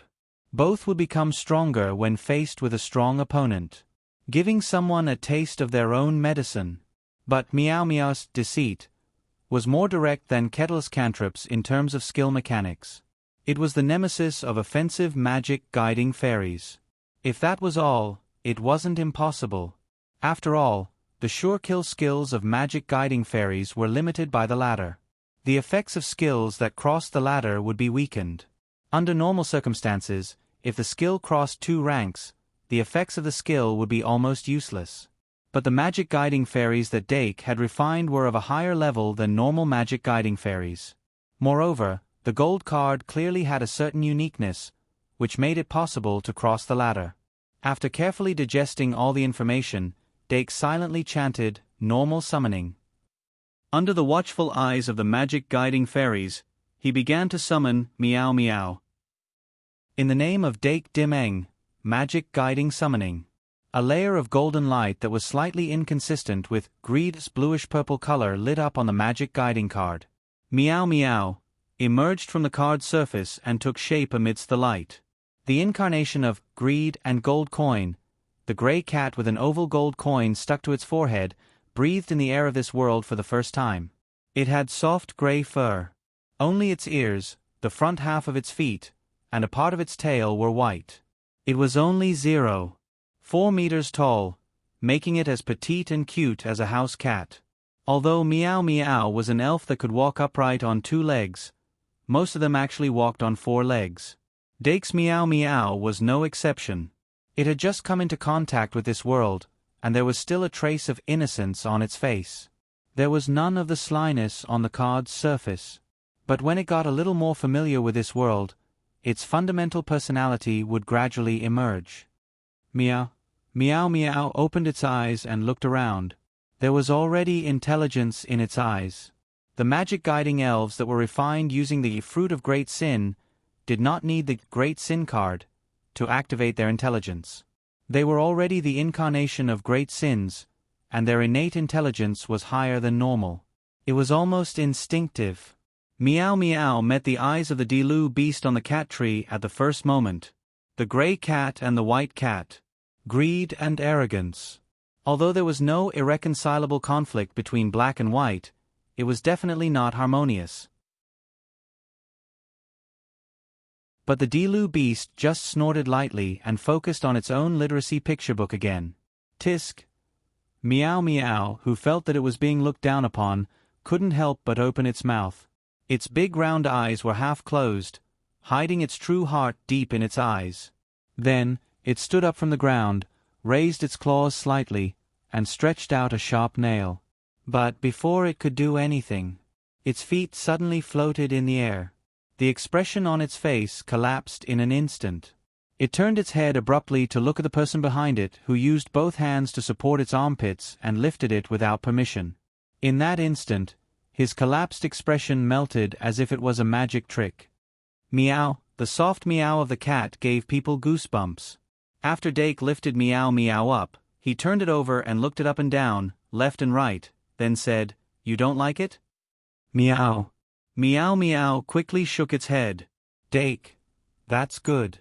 I thought you had something against your birth. Meow Meow. Meow. Dake. If that's the case, you can only be remade. Meow Meow. Meow Meow Meow. Dake. Fortunately, it's not. Meow Meow. Meow. Dake. I'm joking. Meow Meow. Meow. Dake smiled and observed Meow Meow's reaction. After all, Meow Meow was just born. No matter how smart it was, without enough accumulation of knowledge, it was still somewhat lacking. And it was obviously not guarded against Dake, who was its master. If it was properly educated, it wouldn't go down the wrong path. Unfortunately, Meow Meow's information wasn't recorded in Paradise, so it couldn't live in the dormitory for a long time like other magic elves. Although there were 6 chances to record information in Paradise, he couldn't use up one of them just for one magic elf. According to Dake's expectations, he would need at least 10 new magic elves to record information in the second time. Before that, if he wanted Meow Meow to be able to move around for a long time, creating zoo as soon as possible would be a more practical way. But obviously, now wasn't the time to think about the future. After being intimate with Meow Meow for a while, Dake began to experiment on Meow Meow's various skills. He mainly experimented on whether Technique Expert would work on other sure-kill skills, and whether Thief could steal item cards. The results of the experiment were quite satisfactory. So far, the effects of Meow Meow's 4 sure-kill skills were similar to Dake's judgment. What he couldn't verify, other than Meow Meow's talent in learning techniques, was the additional effect of treasure-gathering technique. Attract wealth and gather treasure. I can't let Meow Meow walk around and see if it can pick up money or something, right? Come on, there's no currency in the academy. After many fruitless attempts, Dake understood that he could only wait for the traces to show in the future before he could reconsider the additional effect of treasure-gathering technique. After that, Dake took out the magic card of the Great Sin series and experimented on Meow Meow. The focus of this experiment was Bliss 3 and Pride 3. Bliss 3 and Pride 3, respectively, had the effect of allowing Ivan and the Little Fiend to evolve into 4-star magic elves. And Meow Meow was only 3-star. So he needed to confirm whether Bliss 3 and Pride 3 could evolve it. The results were obvious. Bliss 3 and Pride 3 didn't have a significant effect on Meow Meow. Bliss 3 made Meow Meow an unusually clingy little cutie. Pride 3 only made it more reserved. Under such circumstances, Dake's first thought was to refine Greed 3 and see if Greed 3 could make Meow Meow evolve into Cat Boss. but refining Greed 3 required a full 10 points of Greed. This month, although there were still 5 points of the draw quota, it obviously couldn't be used on Greed. And the current Greed index was only 95. 5. Only 0.5 points more than the standard 95. How to control the increase of Greed in a controlled manner was actually not a small issue. It wasn't as easy to deal with as Bliss. Therefore, the ideal situation was to start crafting Greed 3 next month. And the next plan for this month was to first descend Bliss. After the experiment, Dake had no choice but to put Meow Meow back into the magic card. Although his magic power recovery speed was actually enough to support Meow Meow's activities for a long time, this kind of behavior was not a solution to the root cause and was not significant. Instead, it was better to let it be sharpened in the magic card. Dake gave it to the trash slime. Meow Meow's magic card formed the head. The trash slime formed the body. Unexpectedly, they complemented each other. The magic elfin could move in the magic card. Although it would consume magic power, the consumption was very low. Meow Meow, that formed the head, kept meowing, but the trash slime that formed the body actually couldn't understand the elfin system's meowing. This was the essence of Dake giving it to the trash slime to take care of. If it was allowed to live comfortably, then what kind of sharpening was it? No matter whether you were Greed or Pride, if you wanted to act as you pleased, you had to learn to communicate with the trash slime patiently or learn to communicate with other elfins in a friendly manner. In short, there was an additional student with a subtle appearance in the kindergarten of the Aristocrat House 201. You're tuning in to the Narrate and Escape YouTube channel. Don't forget to subscribe and join us on this journey to catch the most captivating stories.